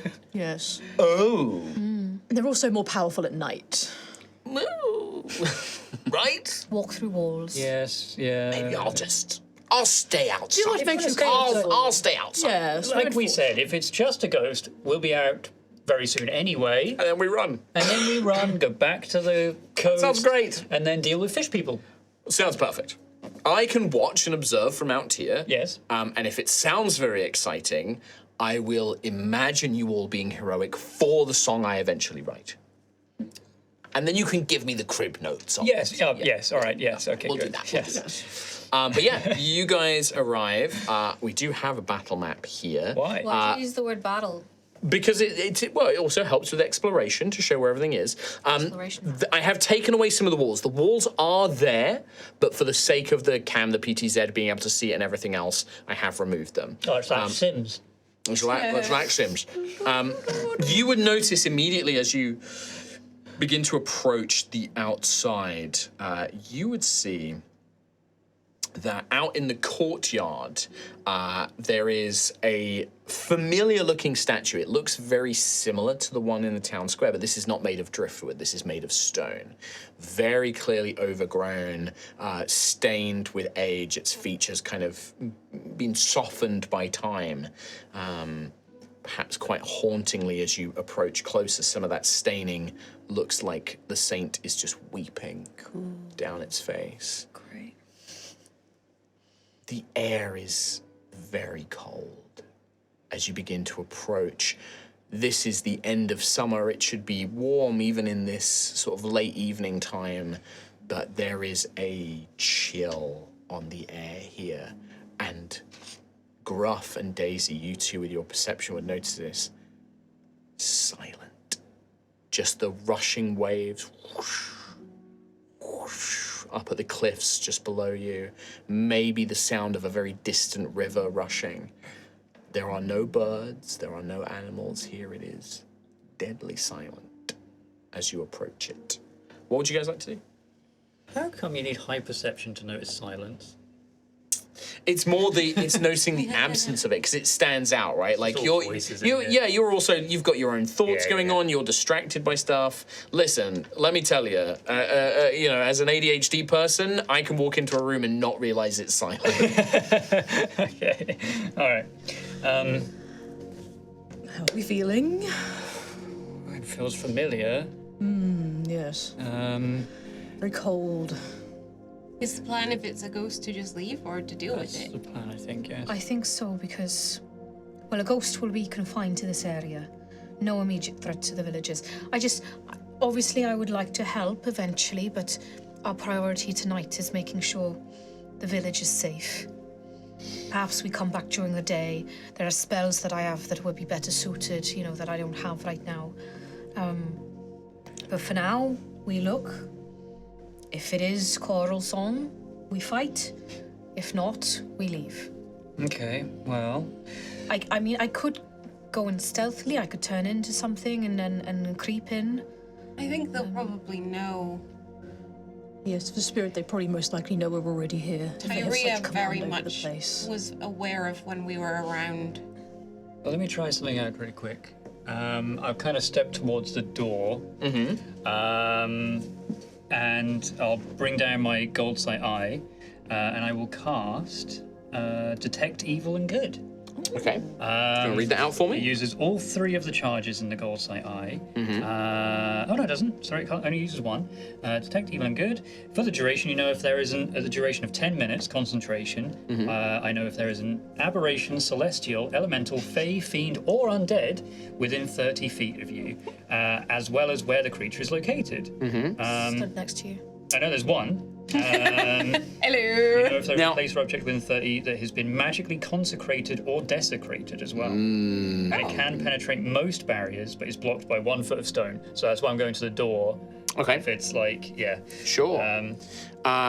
The other thing is does the spell say if you know specifically, or just if any of those creature types are there, or is it like if there are like undead specifically, or because you might get pings, but you would probably know that the creatures that you fought before, like Coral Song and that, are probably going to count as either elementals or aberrations. True. So the exact wording is if there is an aberration, celestial, elemental, fey, fiend, or undead within 30 feet of you. Okay. As well as where the creature is located. Okay. Well, know that there is one you get a sort of magical ping about 10 feet behind you. Yeah. As Daisy is glowing. Yeah, I'm an aberration. You would also, with that spell, about 15 feet behind you, there is a very weak aura around Rowan. Again, I'm not going to tell you if it's celestial or what, because I think you just get a ping of an aura. Know. Yeah. What's wrong, Xanthius? Well, I'm just trying to identify certain types of creatures around me, and within 30 feet of the door, you do not get a sense of anything. Is the door open at all? No, doors are closed. I've got 10 minutes of this. I should be able to tell if any kind of undead is within the region. Do I get it for Ophelia as well? Yes, you would get a faint ping on it. It's just everyone here. Anything for you? No. Okay. Big cat. He's just a man. Yeah. An innocent man. I'm just man. Oh, while I'm here, I may as well side-eye Matteo. He's a man. God! He's a golden god. A man. Okay. Great. What are you looking for? Do I have something on my face? No. Just I think he's checking what kind of aura you have. yeah. A good one. Oh yeah. High tea aura. So I should be able to identify if there is anything strange as we explore this place. I do need to Give open me the a door. perception check. Zach. Me? Yeah. Me? Moi? -2 to my perception. Wow, you can tell. No, did that? If it didn't hit it landed. It landed It landed straight. Landed straight. Great. It went 17. everywhere, bro. 17.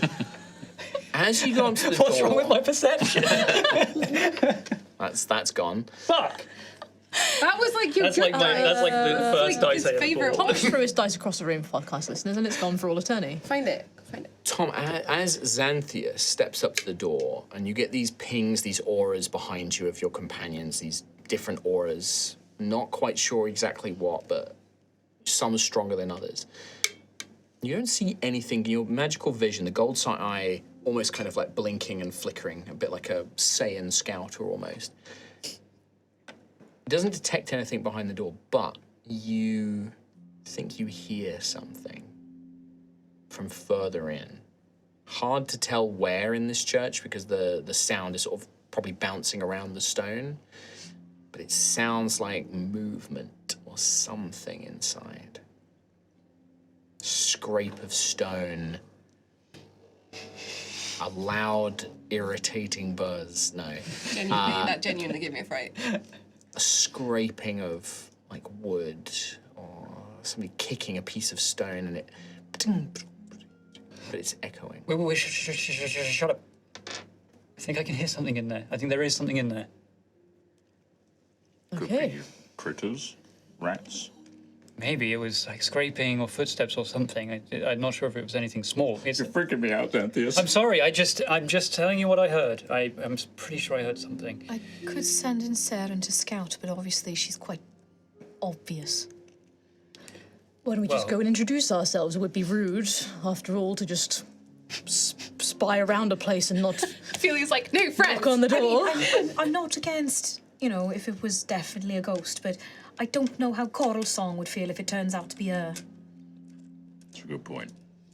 I think we're Saren gonna might have be to a go good in idea. anyway, so Yeah. maybe Still send not- Saren yeah. in and then we can go in Yeah. more prepared. Have I learned from the vault? I mean, clearly no. Let's make any preparations we need to make then, friends, and then get ready to... Other than if it's a ghost, those sorts of preparations. But if it is Coral Song, then this is obviously much worse than we anticipated. The door in front of you, Xanthius, these are, quite big, thick, well-made wooden doors, kind of iron studs, and it has a large iron ring pull, on each side to pull open. Doesn't appear, you can't see, how it could be locked. You don't see, it probably is like an old It swings key open. door, but it's all its own. rusted and, if it has locked, the lock has long since seized shut. I mean, we could. There are also some broken sections of wall around that maybe you glimpsed as you were walking up that somebody could try and crawl through or climb into. Here on the battle map, it's to the further on the sort of western side. You have a couple of broken bits. There are also, I guess you guys wouldn't have seen this yet, but there's some windows and things like that as well. Okay. But it's pretty obvious this door's going to make a load of noise opening it, right? The amount of rust on it, and Yeah. it's like the wood is all swollen from the damp and the moisture. It's definitely gonna. I would say you can estimate it's probably going to at least be an athletics check to open it. Oh. Not sure how hard that will be though. We could try and find, broken are there windows section. on this side of it? Yeah, you can see. Yeah. I'd say Ophelia and Gruff can see that there is a kind of broken. This is a solid wall. That's It's solid. just for the purpose of the camera. But this, That's a window. Gruff and Xanthius can see that. Well, it's not a window. It's a piece of just wall a that's kind of half collapsed, and you could squeeze in there. It'd be like a check. You wouldn't need to make a check, but you would need to squeeze and sort of clamber in. But you could definitely do that. Maybe we should avoid. Quieter. Go for quieter. If it is a ghost, like you said, they probably already know we're here. But let's take a look along the walls, at least. Maybe get a peek in as well. Maybe we can just see better. Okay. What's in Where do people want to move? Let's just go around the table and take it as if like you're doing an action turn. So just do normal movements and stuff. Gruff will move up to the section of the wall that is broken. 5, 10, 15, 20, 25, 30. You can pretty much get all the way there, Gruff, with your movement. Yeah, absolutely. What about anybody else? Who else is moving? Because you're doing all this at the same time. Like a squire. Gruff will, Moreau will Brian's gonna follow Gruff. Okay. Behind. Ophelia will hang in the middle either way, so if anything happens, I So can go by to the either statue the door. of Talan here, basically. Yeah, I kind of want to maybe the other side of the statue from Ophelia, Right here. like just down at the other corner. This yeah, one? there. Yeah. Okay. I'll get spicy with it. I'll go all the way to the back. You want to start moving all the way around the back, Xanthias? 5, 10, 15, 20, 25, 30. So there's not a... So you get to the side, Xanthias, and you can see there is an old window here. Yeah. It's broken. It looks like it was once a beautiful stained glass motif of Saint Talan. It's been shattered. You can see like animals have like probably come in and out of it once long ago. You have to squeeze past some trees, but you can get here and start looking in as So well. with my 30-foot aura, do I get anything strange from the coffins there, or...? The coffins? If they no. are. Okay. No, you don't get anything strange things, from the coffins, okay. No. When you... Yeah, so like you get to there. Xanthias, as you look in from this window, obviously nobody else knows this yet, this whole church, you get the sense that there is a desecration happened here. Okay. This is no longer holy ground. And you can see when you look in this old Baptist fountain, probably like Saint Talan being a river god, there was a lot of rituals that involved water and blessings. It's cracked and broken, but it doesn't look like it's not naturally been broken, or this isn't just aged. Like something fell into this fountain and like broke it. Okay. And then it's collapsed and smashed. And looking down, you now glimpse bloodstains scattered here and there. Old bloodstains. Okay. While you're doing that, what's everyone else doing? I peek through the window. You peek through the window. So, Graf, you see what would have once been the old altar, set in the sort of the main end, the vestibule, or whatever you want to call it. I can't remember the name. You can see there's a small alcove shrine. You can see that you've got pretty decent perception, haven't you? 17, 18? Yeah. 17. 17. Positive. You would notice that he's going to go get the seagulls. Bark at that. Yeah. Bark at that boy. Do it, Tom. That's right, you carry on. One of the flagstones behind the altar, he's fighting it, guys. Like, it's fighting back. Tom? Sorry. Are you okay? It's been taken away. He's gone.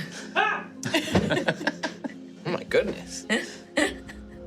See, this is... You could hear the screech of when Tom opened the window and the seagull went, like, What if it came back and I had like a scratch down my face? like you've been No fighting. eye. That's surprising. I honestly, if I were you, I would have come in like... Guys, my eye! He took my eye! Gruff, you see that by the altar, one of the flagstones in the floor has clearly been moved. Like something's underneath it. Like something, but it's not big. It would have been something small, like maybe somewhere that like a priest maybe could have stored something or like hidden something, like something valuable. But you also see blood. Little old dried blood scattered here and there. Excellent. What do you see, Griffith? No ghosts, right? We can go? There's something unusual underneath the altar.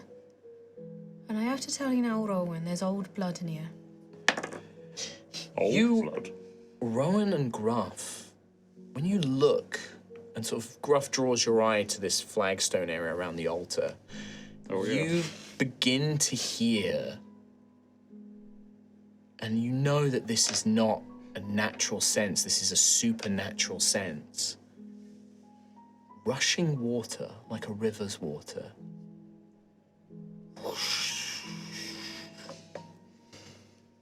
You hear that too, right? Yes. But there's no water nearby. Unless There's a river, but it's not like you should. This is sounding as if you're like next to a river. This is sound as if you could reach down and scoop water out of the river with your hands. Probably very strange here. A little babbling brook. It doesn't sound wrong or ill will. It sounds pleasant, this river. Which is strange because in this place you feel this horrid, cold stillness, and the two are not at odds with each other. What do we do, Captain? I'm gonna go in Why? because someone has to. All right, I'll follow you. You want a boost? Boost me, boy. The two of you are athletic enough. Boost me. So Graf, Gonna have to boost me. But don't tell the Dragonborn. He's far I can away. see it. Oh shit! the two of you clamber in. Xanthius, you've obviously seen that there is some dark magic about this place. Like this place, there is a taint of undead, but it's right now you don't detect any specific locations of it. It's just the whole place is kind of. So I do also get with Detect Evil and Good if it's been magically consecrated or desecrated. So has there been a magical effect in order to remove the consecration? No, you think that this is. I'm giving you this for free. You think that something happened. Yeah. here Okay. Cool. That has broken the holy ground, Sure. Okay. which would need to be pretty severe to undo that divine bond. Maybe you begin to see. Give me a perception check. Okey-doke. How are you missing? I don't know, dude. I don't know. That seagull really did My take it away. perception is so low that I Can't even I don't roll have in that dice perception. tray. This is masterful roleplay. That was it is. It's all roleplay. Unnatural 1. Unnatural one. Yeah, like you have this magical vision, but whether it's being blocked by the stone of the building, you're like looking into it. Like you can tell that there is something here, but not quite sure exactly where. Mm-hmm. Please don't roll. Don't roll that. one. It's all right. So No, it's big. fine. It's okay. Okay. Yeah, I can't tell. What's Daisy and Ophelia doing? You've seen Gruff and Rowan clamber in. I will come up to the wall beside where they clambered in. So sort of tuck Like, yourself yeah, tucked. here. I'll tuck myself there. Okay. Ophelia, Yeah, I think Ophelia will follow Rowan and Gruffin if they're going in. you can go in as well. Yeah. Clamber in. Oh, silence! Oh, what's You happened? don't crawl in like that. Sorry. Yeah, that's probably very creepy. I bet Ophelia crawls in upside down. Oh yeah, like, spider yeah. climbing. Just. Yeah. It's really unnecessary. Sorry. I didn't. I forgot Did your myself. limbs dislocate just then? My ankles can go backwards when I do That's- that. Leave me on my own, everyone. Mateo's just gonna go up to the statue, like seeing everyone, so he doesn't want to be on his own. He's like, "Ugh." Can I investigate but not touch the flagstone? Yeah. What do you mean? How? If you're not touching it, what are you doing? Looking real close. I'm just looking around. You can make that would be a perception check. I want to check for traps or some shit. I don't know. So Perception. yeah, if you're just using your eyes, Just using my eyes. perception check. But he has Natural 20. he has his peepers peeled. For 27. Got those peepers peeled. I'm looking real 27. hard at this. With that, It's like Curb Your Enthusiasm. He can see back in time. I'm gonna spend one of my fate Oh. to add a complication to this. My That's falls out. you focus, Oh my God. but in that focus, you sort of lose track of what's going on around you a little bit, and you're gonna be a little bit surprised by what What am I happens. going to be next. surprised by, Mike? You go in, and you move a little Rowan closer. does a dad sneeze. You can see peeking out from this little flagstone. You notice three things I'm going to give you. The first is that this flagstone clearly would have looked seamless, but something has shifted it. Maybe it's erosion. It's caused just a little gap where you can see it's hollow underneath. And you see something gold glittering inside. And maybe what looks like pages, like of a journal or something, or like something wrapped up in like a waterproof thing. underneath there, clearly put in place. And that sense of that river really hits you. And you can feel that whatever is in there, there is something of divine magic about it. The other thing you notice, buried beneath a sort of small pile of stones near the altar as well, you see a blade. Looks like it was dropped and it's been covered up by debris and stones. And you can see that its design is a large shark's tooth that's been sharpened, and then around the hilt, rough fishing rope has been wrapped, dyed red, has been wrapped around it. And it's unmistakably some sort of ritual weapon. Those are the two things you notice. The third is the blood stains around. You, maybe absently, your paw just touches it to see if it's like how old it is and things like that. As you do, and this is going to be the complication, there is a flash of a vision. Suddenly, your friends vanish, and this church is not broken and crumbled. Not to the degree that it is. You see almost these shadowy figures, a shadowy woman. No, what are you doing? I knew that. You're getting these catches of conversation. It's too late. You can't stop us. This is no place for you. You watch as a mob surrounds this woman. They pull out these sharked tooth ritual knives. You don't belong here. This is our village. This belongs to the bounty of the sea. And they descend on this woman, plunging blade into blade. You glimpse past, and in this vision, you see at the back, nearest the door, two halfling-sized figures, younger, watching.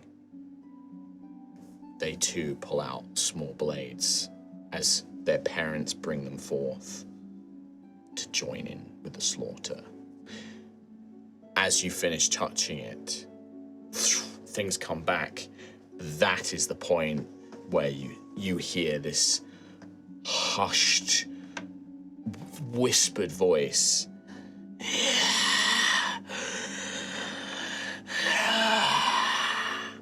As things begin to drift from the floor, out of the floor. You hear doors lock in place.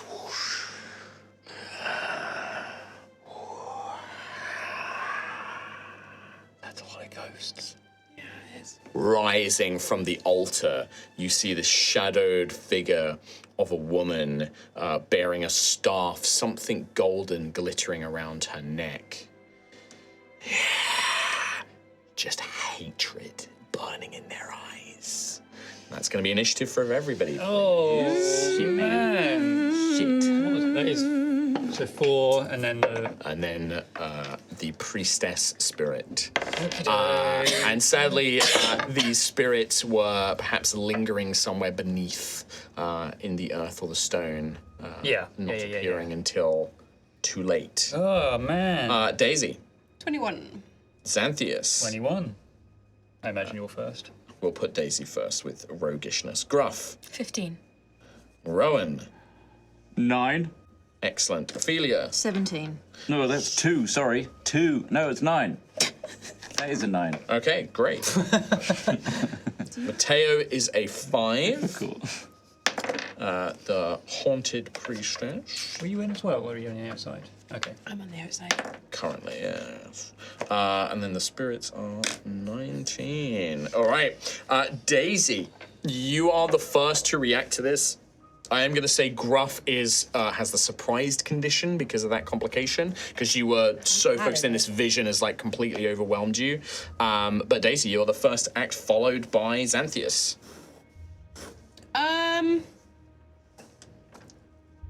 You feel, all of Can you, I- by the way, feel the air just drop in temperature. I'm guessing that I can. Ophelia and Rowan are standing there, so we can't get through. You can move through your allies, they just count as difficult terrain.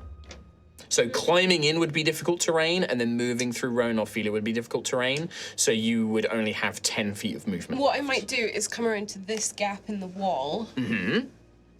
So And 10, 15, 20. And then that would be Seeing- 30 feet to get you inside, or do you want to stay outside? I'll stay outside there just now. And I don't want to attack just yet. I want to see the priestess. Yeah. Right? Because we've heard that there was a priestess. Oh, We yes, heard you did. from- Yeah.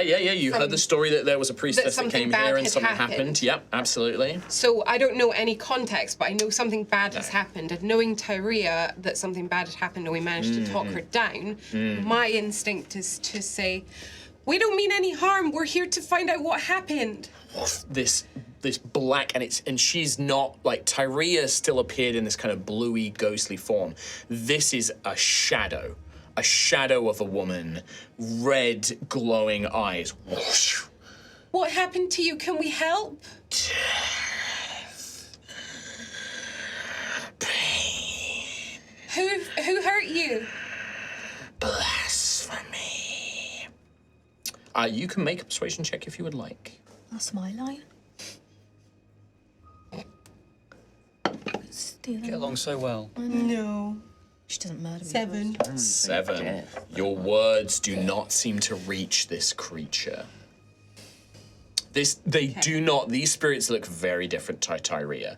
There is very little, like, Tyrea still, like, had the horrific scars and things, but manifested as a person. These are like shadows that have been brought to life. There is barely anything to them. They are more just like drifts of spectral matter given vague form. I think that's all I want to do is say, please help us make it right. Okay. And then I'm kind of going to see. All right. Sure. Do you want to, yeah, I guess that would be your action. So Xanthias. Yeah, okay. I mean, I can see. It's not dark enough that I can. It's sort of dim all the way to the end of the I would say it's pretty dark. There are no light sources here, so... But I mean, I can see all the ghosts. And... I would say you can clearly see these two. I'm going to say, like, vision right now is, like, dim light, so anything beyond sort of 30 feet is kind of shadowed and not super visible until somebody has a light source. Another thing I wanted to ask, and it's just a rules clarification as well for 2024, because this came up last time we did a surprise roll. Apparently surprise is different in 2024. Oh, yes, you're right. It is different. So it used to be that you would just miss your first turn. Yes. Now it's disadvantage on initiative. Oh, there you go. All right, in that case, Gruff, can you roll with So it depends. I mean, if No, you wanna if do that's the either. new rule. Like, I sometimes get stuck in old rules in my head, so... 13. So essentially 13 just instead. drops you down in initiative rather than Yeah. costing you a turn. I mean, it's good. Yeah, That it's good feels to like get it's a new good- turn. Yeah. But it just means you'll be much later. Yeah. In terms Alright. of what I want to do, I suppose I would be. I mean, both these things are actually going to act before Gruff, so it actually works out, so... Yeah. So I'm not gonna enter. Okay. I think I can hear sort of Daisy talking to them and pleading with them. I haven't actually seen them make any offensive actions yet, including middle fingers. But I will do a held action Okay. because I don't want to just open up firing on these things. Okay. But if they do, I suppose, can I give the particular trigger that if any of the ghosts attack, I shoot one of the specific ones closest to me? Yeah. In that case, I'll do that. If any of the ghosts attack me or party members, then Okay. I guess I'll just go for the closest one to you. Okay. That's also close to me. Yep. So on the north with a side of the chromatic church. orb. Okay. All right. Perfect. So you're just going to hold your action with that trigger. Yes. Okay. I would lose detect evil and good because that's concentration. That's It is, yeah, unfortunately, when you hold the I spell. detected them. Yes, they're here. I can see him. The spirits are going to go next. These two are going to turn and they phase through the stone wall and appear on either side of Xanthias, and they are going to attack you. Treat me like a sandwich. This one phases through this column And in fact, it's going to phase through Rowan and Ophelia, and you both take. This is just a spirit. You both take 4 points of cold damage as it moves through you. It kind of leaves this horrid, chilling feeling. 1, 2, 3. 3 points. And this one is going to do the same thing to you, Gruff, and it's going to hover over this loose flagstone. And you are going to take 2 points of cold damage. It was 4 points, Trop. 4 points of cold damage. And then they're going to attack. So they just do that damage as they move through you. They are insubstantial. And yeah, that is going to be 2 life drain attacks against Xanthius. 17 on the first. Yeah. And then... Life drain? Yeah. Yes, 23 on the second. Okay, I'm fine. The first is going to be 6 points of necrotic damage, and your maximum hit points are reduced by the same amount. Yeah. The second How do I do that? is 11 points of necrotic damage. And the same again? The same effect. Brutal. Oh my god. Oh, yeah. Wait, for how long again? I did not tell you a duration. Yeah, that's not Ophelia, one's going to do the same thing to you. That is only a 7 to hit. No, it doesn't You managed to. You kind of you know these creatures. You have been warned about these creatures, and you know their touch is anathema to life. And so, as it reaches for you, you do everything you can to get away from this thing. Gruff, that is going to be a 24 against you, I'm afraid. 7 points of necrotic, and the same thing. Your maximum HP is reduced by the same amount. And then it is the Haunted Priestess's turn, I'm afraid. She is going to turn and to you, Daisy. Yep. He's going to step through. And she is going to use her... First thing she's going to do is use her Frozen Touch ability. That is an 18 to hit. You're going to take... 9, 11... 14 cold damage, and I need a Constitution saving throw from you, please. This fight sucks already. It's not. It's a very difficult one. Not impossible, but it is a tough one. Wandered into a high-level dungeon.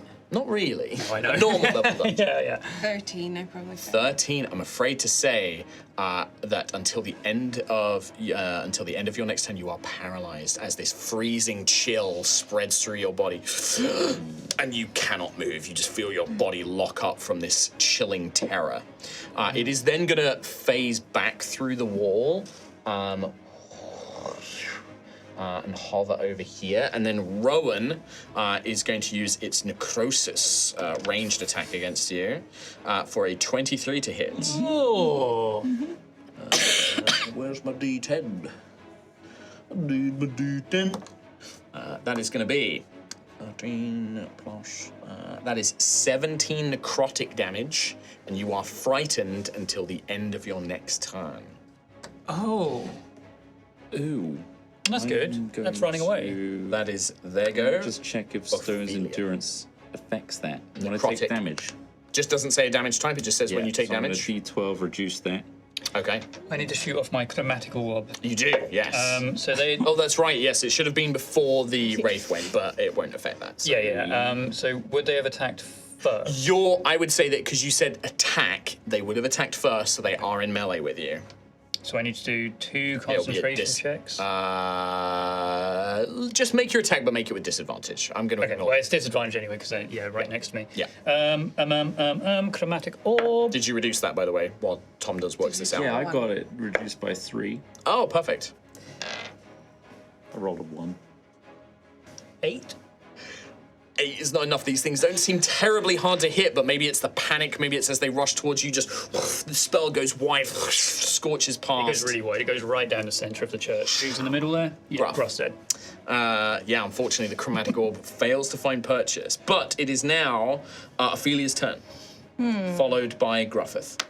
Can I try something? You certainly may. Ophelia, I imagine she would walk up to the altar with a hand out towards the spectre, and in it would be spare the dying. And can she try and calm like see the pain in her eyes and try and calm her down by using this healing energy. You got such a high religion check earlier. You got the 21, right, when you were like thinking about undead and stuff like that.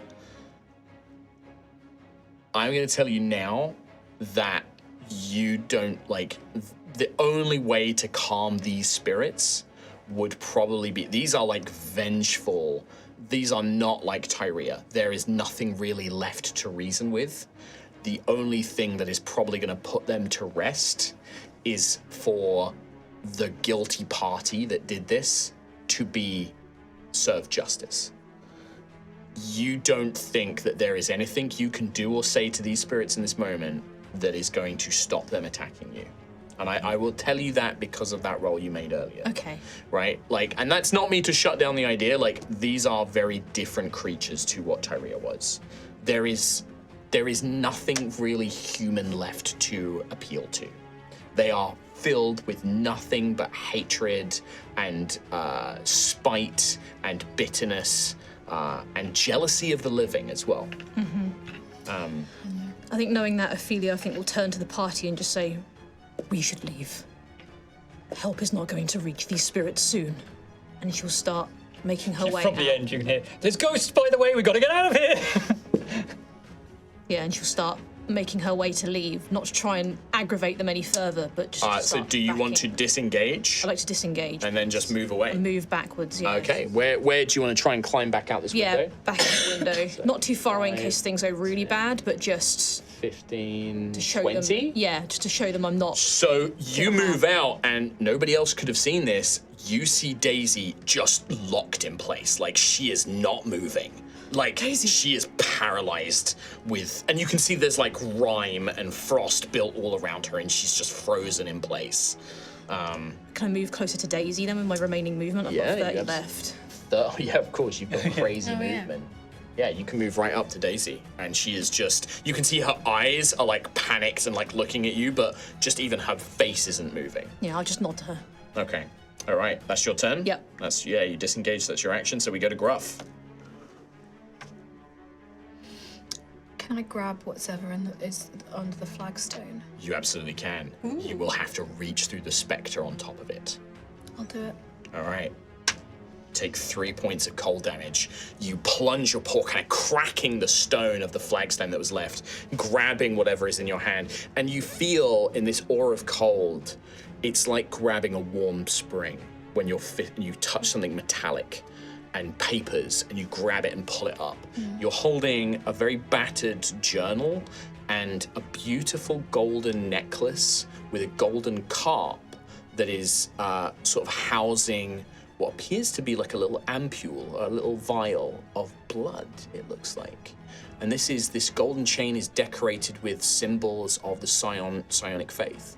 And even the carp has got beautiful like little stones and things in it. It looks a little bit like a reliquary, like a holy relic. Does it look like the one that's on Priestess? Yes, it does, yeah. And when you grab it, this spirit looks to you immediately and is fully focused on you now. As she comes towards me, can I just say, Saint Tifame, guide me? When you say that, you immediately feel a connection with this thing. Like, this is of Saint Talan. Sorry, yeah, Talan. Saint I'm Talan. wrong. That's right. Saint Typhine, Saint Talan, they're very similar. Saint Talan. And yeah, there is this immediate connection with this necklace that you know that this is a divine item of that faith.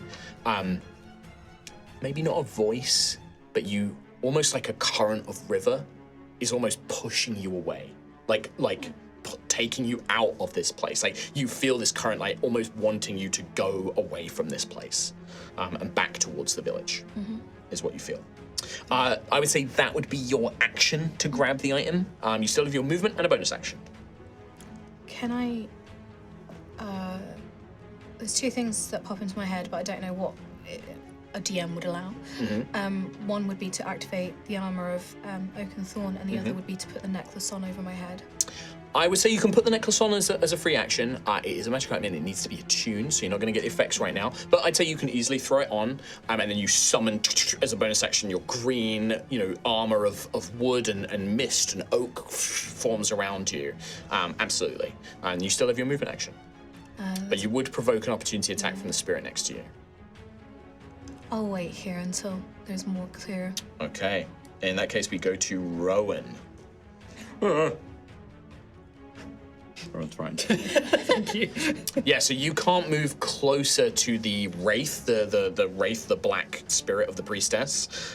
You can't move closer to them. Okay. You have disadvantage on attack rolls and ability checks whilst you can see that spirit. Okay, I'm going to pivot round towards Gruff then, without getting closer. Okay. And then touch your shoulder. Yes, you can move there. Give you heroic inspiration. Oh, done. So you cannot be frightened and you have 5 HP. Oh, so you cast heroism. Heroism, sorry. Nice, yeah. Is that what I said? You said heroic inspiration. I was like, that's not a thing. Bardic inspiration is a thing, and heroism is a That's spell. right. I'm assuming you I mean mixed the heroism. two together. Yeah, but it's a great spell. Heroism. So you're immune to being frightened, and you get 5 temp HP. Gruffle, I'm going to be right over here. And I run away.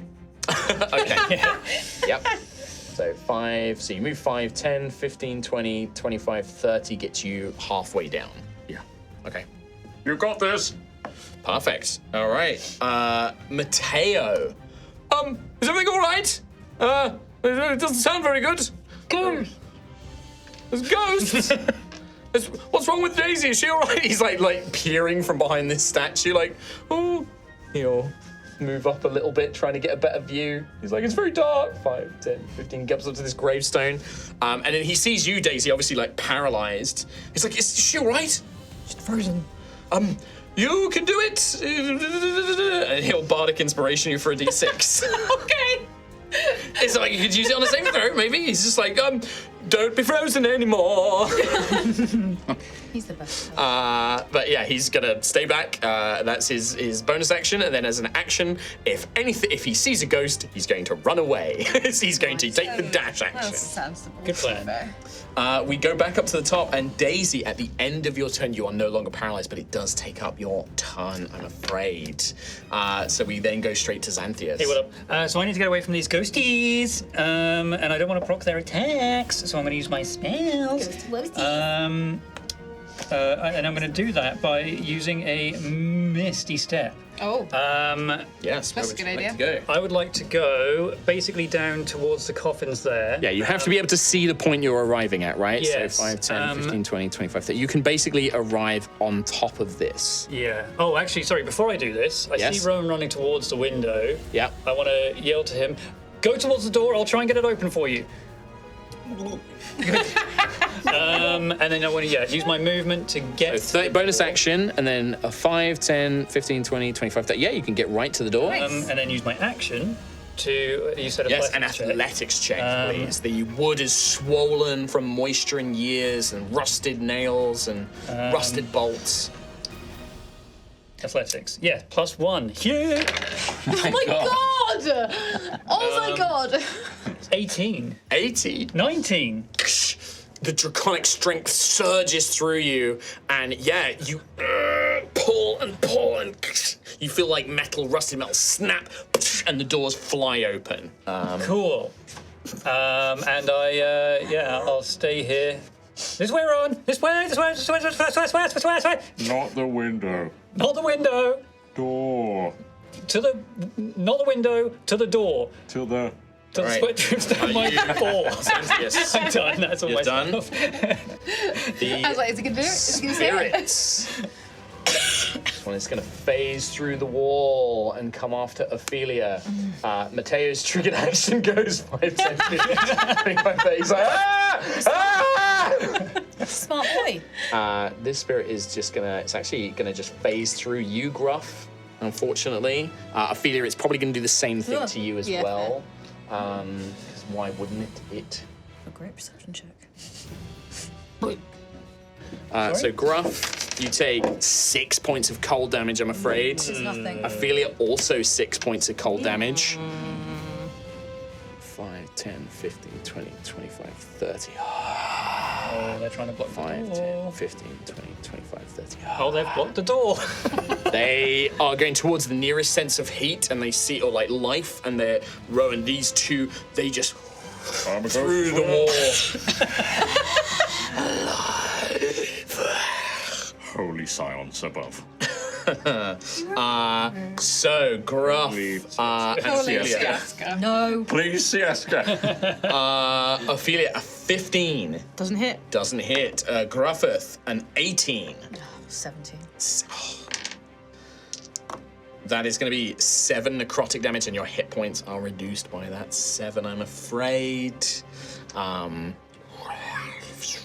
That's rough. That's rough. That's rough, buddy. That is going to be it for those two. Unfortunately for Gruff, the bad news continues. I'm on 69 hit points. Hell yeah, the weed number. The Wraith is going to phase through you as well, Gruff. And this one seems to, the cold is even more intense. 7 points of cold damage. And then, it's going to use its Frozen Touch and its Necrosis on you because you are carrying its Holy Relic. The Frozen Touch is only a 12 to hit. Does not hit. Does not hit. The Necrosis, Means you're not gonna be 18 to hit. That just does the hit. That's a lot of damage. That is going to be 19 necrotic damage, and you are frightened until the end of your next turn. That cannot be frightened is frightened. end on you. You cannot be frightened. You're immune. You are no longer frightened, Rowan. So, well done, Rowan. is heroism concentration? Absolutely. Then can you give me a Constitution saving throw? Because you did take damage from the creature moving through you. I did. You're not concentrating on your spells right now, are you? No. When did they move through me? No, they didn't. Sorry, Ophelia. No, Move yeah, through Ophelia. you're totally fine. You're heroism, fine. but you are no longer frightened. Step off, bro. You're you not are no longer frightened though, frightened. so you Frightened can is fine as well. go where you Wait, want. I was We're running away frightened when I anyway. did the heroism though, That's but fine. it was not a roll to do it. Yeah, it's fine. You can do heroism. happens. Yep, it just happens. But you can move towards the thing now. Yeah, you can move towards the wraith now. Yeah. But Gruff, you are now frightened from it. You cannot move closer to it. No, but I can't. Oh no, you can't be. My brain. I'm only retaining. Basically, to recap, no fright. No, No frightened. Frightened. No fright. We then go to Ophelia. One of these spirits is right behind you. Who is frightened? No, wait. Don't throw me off, dude. Can I, like, if Daisy will let me, can I move Daisy, like, past me, past the church, just to get her, like, the other side, so she's not Well, trapped? Daisy's no longer not frozen now, paralyzed. so I can yes. move. Okay. I just would skedaddle her, and just so she can get, Usher. usher her, just so she can get. So to do that, you would have to give up your action to grab her, and then Yeah. spend half your movement to move her. Yeah. That would be giving up your whole turn. Yeah. Okay. You sure? Yeah. Because I can move on my turn. Yeah, Quite far. just to get you more out of harm's way. Okay. So you basically initiate a free grapple with Daisy. You then move her, yeet, like basically behind you. Yeah. And then that's it. Thank you. That's okay. Yeah. All right. Just defensively standing between her and this ghost. Okay. Who? Okay. Don't, Tom. And I'm going to say Gruff. I'm going to stand between the ghost and my friend. Don't think about it too Don't hard. think about it too much. She's doing what Ophelia would do. Ophelia would be protective. Yeah. These ghosts are nasty. They yeah. Why is that so funny to you? Sometimes things just get Tom. Sometimes I don't understand the things that get you. It's really good. Really good. Me. Hold back, spirit! You shall not pass. Wait a minute. He's in me. You're right there, Kim. No, it's probably not the right place for it. I was thinking about jumping with my bunny jump, but I don't think it's the right place. There is a for it. roof to this. You said bits of it were broken. Bits of it are broken. No, it's not. Not enough for a man to jump through. Lion man. Don't worry, friends. I'm Gruff the hero. Look, ow. And his neck is snapped. Yeah, John, he's dead. he's dead. He's dead. God, so Joran's absolutely dead on the beach. He's not dead. Yet. Yeah. I knew when I said, like, go tell Sam. I was like, yeah, I'm going to regret Like, this. oh, is there someone else in your party? Yeah. No. Oh, like, yeah, when Jameson was like, there's someone else in your party. Anyway. I will. It's an action to disengage, right? It's an action to disengage, yes. I will Rowan disengage. is beckoning. I disengage. Okay. I'm going to move back out. Like, Which way do you want to go? Through the window or follow Rowan? Through the wall. Or through the wall? Through the... I'm going to Kool-Aid Man. Yeah, well, just squeeze out the 5, hole. 10. This is difficult terrain, so 20, 25, 30. Which way you want to go? No, away. You have 35, You have 35? Yeah. You want to go another 5? Yeah, another Okay. 5.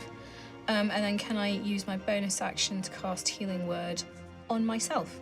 You absolutely can. It's a bonus action. Well, yeah. It is a bonus action, yeah. You haven't cast a spell. I haven't cast a spell. Yeah, you can cast anyone on yourself. Cast no spell. I will leave that to you. I'm gonna cast it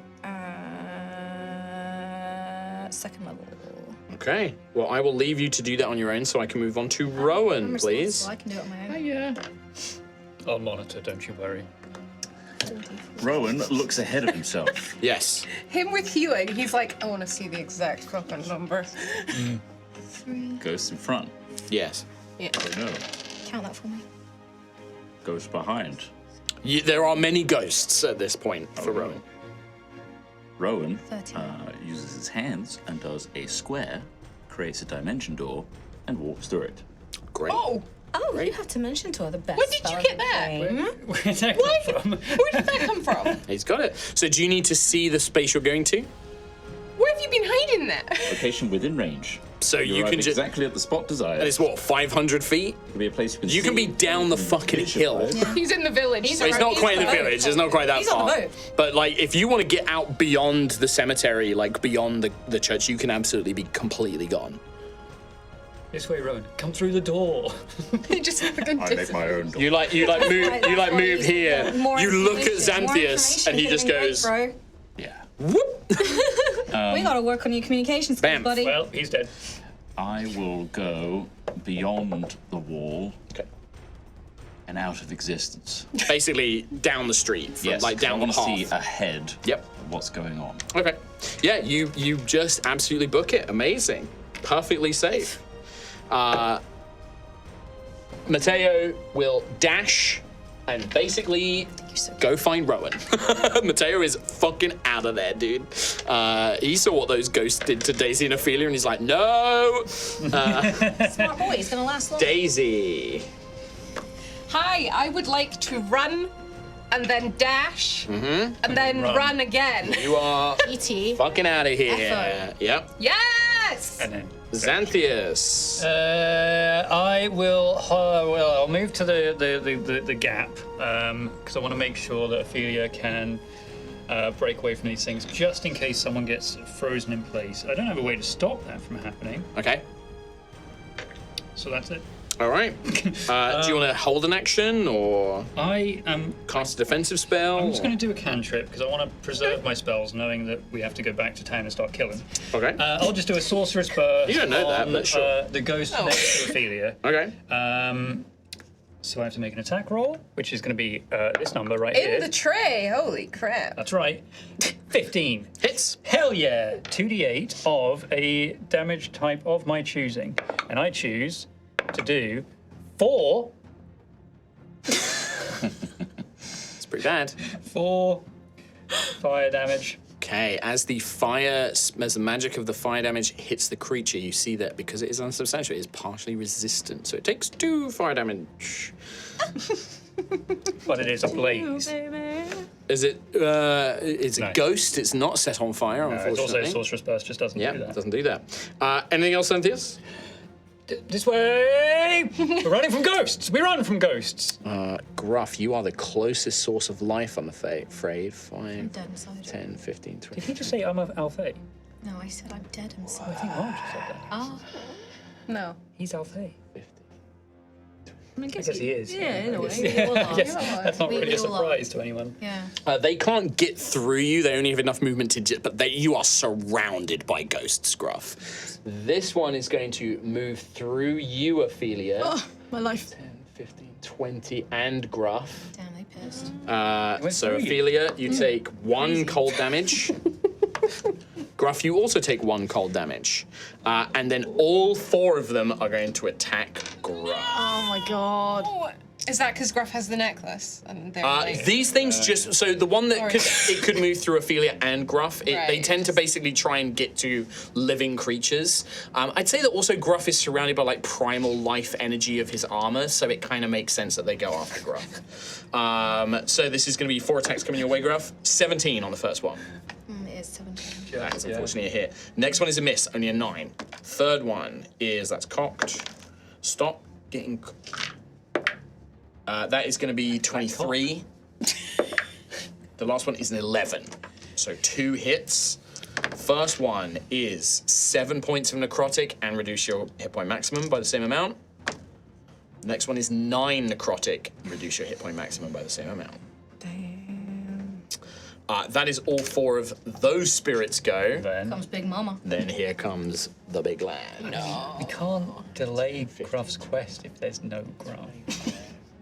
I'm really Can't get to Gruff, so it's Oh. going to go after a disappointed that that's your thought. frozen touch it's against fine. Ophelia. I will wear Gruff's That skin is and a I am Gruff. the half 22. giant frame Yep. as well. Yeah. We'll make a Or good torn. pelt. It would be a good It would be a good tell. 22. That is going to Stuff is be life. 11 points of what cold you damage and a Constitution saving throw, please, Ophelia. Oh no. Can't save. Can I face it, please? You absolutely Yes, do can. it. Fate it. 22, 23, 29. Oh. Oh, 27. Good. So you succeed. On a success, you are still slowed, so your movement is reduced by 10 feet. Oh no. Wow. I could only move 400 feet now. And then it is going to necrosis. It's ranged attack against Gruff because you do have the necklace. 19 to hit. I'm going to spend a fate to add point of damage to course this you as would. well. So this is with my I was about to D10. say something super rude. Just say it anyway. It just almost fell out my We're mouth. You were going to call me the C word again, weren't you? Yeah, you were. I know you were. No. 16 points of necrotic damage, and you can't be frightened. Can't be frightened. Fuck off. You can't be frightened. Every time. Why me? Because I love you so much. Well, it doesn't sound like you do. These insults are my love. Oh, just reminds me of that. My favourite of our shorts that you so can nice go to and watch. hear. That's what I've been telling you all this time, Tom. Is that the same for everyone? Yeah. I don't know, maybe. I'm Scottish. It's like it's a love language. That is all of the bad guys. So we go to Ophelia. Yeah, Ophelia's gonna Disengage. book it. Disengage and book it out of here. You're just gonna run. Yeah. I mean, even with your crazy movement, that's what 80 feet. 90 feet. Well, no. So you get. You 10 can't feet dash, so you'd get 10 feet reduced. So you disengage as an action, then you can go 40 feet. 40 feet. So Or so I'm many assuming feet. you are going to go around. You're not going to move through these creatures. I could try their tactic, I guess, and just no. Do you want to? No, no. Okay. 5, 10, 15, 20, 25, 30, 35, 40 gets you to here. Because you do have to get these graves are difficult terrain, so. So you are still there, unfortunately. Yeah. That's your action, your movement. After Ophelia, we go to Gruffith. Oh, yeah. I probably should disengage, really. But. Yeah. It's that life drain. Suck it out of you. Disengage. Disengage and then run. Run. So 35 feet. 5, 10, 15, 20, 25, 30, 35. Just on the cusp. Can I do a little heal? It sounds like you need the heal in real life, bro. I do. Yeah. I'm gonna bonus action heal. No, can I bonus action heal myself? No. Yeah, you've actioned, you've moved. Yeah, you still have a bonus action. Yeah, I'll do a little tickle heal on myself. Okay. So carry on while I just. I would love to. Well, at this point, basically, Daisy, Mateo, Rowan, you guys are like down the road. So I'm just going to count you guys out of the initiative, which means it would go to Xanthius. Hi there. So nothing I can do to just push Ophelia over this wall here and out of the fight. I mean, you can try and do the same thing, move up to a spend an action, and then you would be able to like move like behind you, but it's not going to get a sort of You know, you're not sure where the boundary is as well. Obviously, we know there's a battle map, and I'm not going to chase you too far off that, but you don't know if the boundary is the wall or not. What would you like to do? I will do. I'll just drop another sorcerer's burst on it. Just Oh a real shit! quick one. We're well over. We're well over time. 20 past. It's 20 past. Oh my god! Lol. We're having just so much fun. My In that husband's case- downstairs. Oh, We need to- why didn't you tell us? Did you know? Oh, fuck him. Sorry, Ted. I'm having a fight. In that case, I'm just going to take 2 steps back and just Get out of there? Like, yeah. Yeah. Can I push Gruff? Yeah, I mean, like, if you want to just grab Gruff and, like, get haul in the extra feet, yeah, absolutely. That look like. What does that Perfect. look like? It looks like All me right. pushing against. So the what this comes down to is now all of these ghosts are going to descend on Ophelia. Well, I mean, Gruff does Is- still have the necklace. Yes, but these things also go after the thing with like closest to them the most time. The Wraith will probably still the Wraith will do the same thing. It will go for Ophelia and then it will try and range attack Gruff, and you are potentially still within its range. So you are still going to get a range attack. But I think that spirits literally do this. Oh, sorry. You know Fly what? around and just surround you. I was trying to find a spell that I could use to actually help Oh, okay. you here, and I will do. I've got. I know this is going backwards in time because I did just leave, but I do have Sanctuary. Okay. I ward a creature within range. Until the spell ends, any creature who targets the warded creature. Now, the thing with that is that would be your action. You wouldn't be able to move Gruff. It's bonus action. Fuck Oh my me. god, Sanctuary is a bonus action? All right, so you cast Sanctuary on Ophelia. Yes. All right. So I have to make saving throws, don't I, to attack?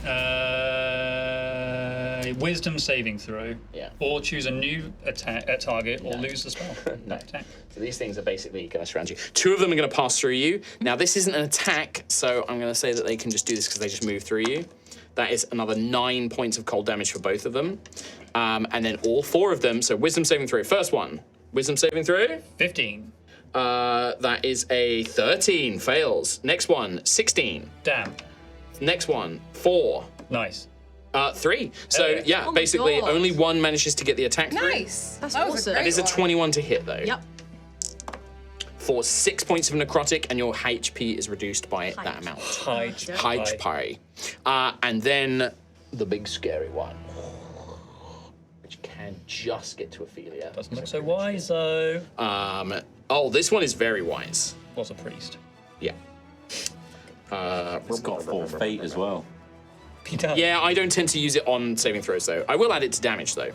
That is a 25 wisdom saving throw. Yeah.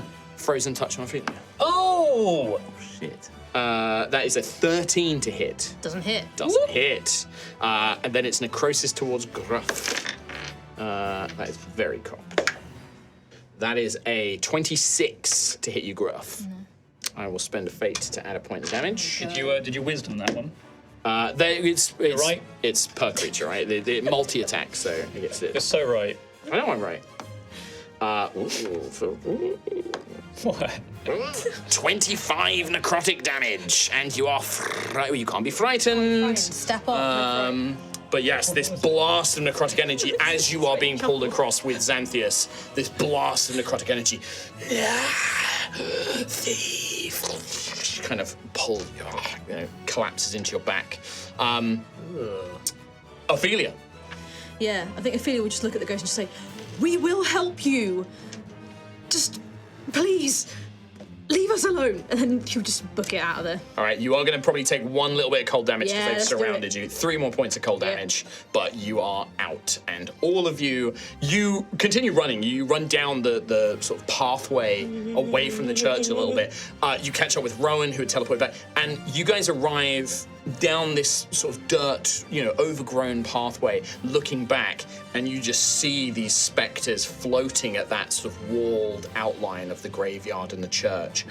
Their red eyes just staring your direction, and then one by one they just fade into nothing. And that is where we will wrap things up. Okay. For today's session, as we have already gone over. Nice. Yes. If we look down at the town, there's not like an assault also happening down there as well. I'm going to save that for next week, Tom. It's not a pile with a Dava attached to it. Find out next week. Okay, carry on. With that is the end of today's episode of High Rollers. Thank you so much for joining us, everybody. We will see you next time for more Altheya the Dragon Empire. Nice. Take care. Bye-bye. Hell yeah. Bye. See ya.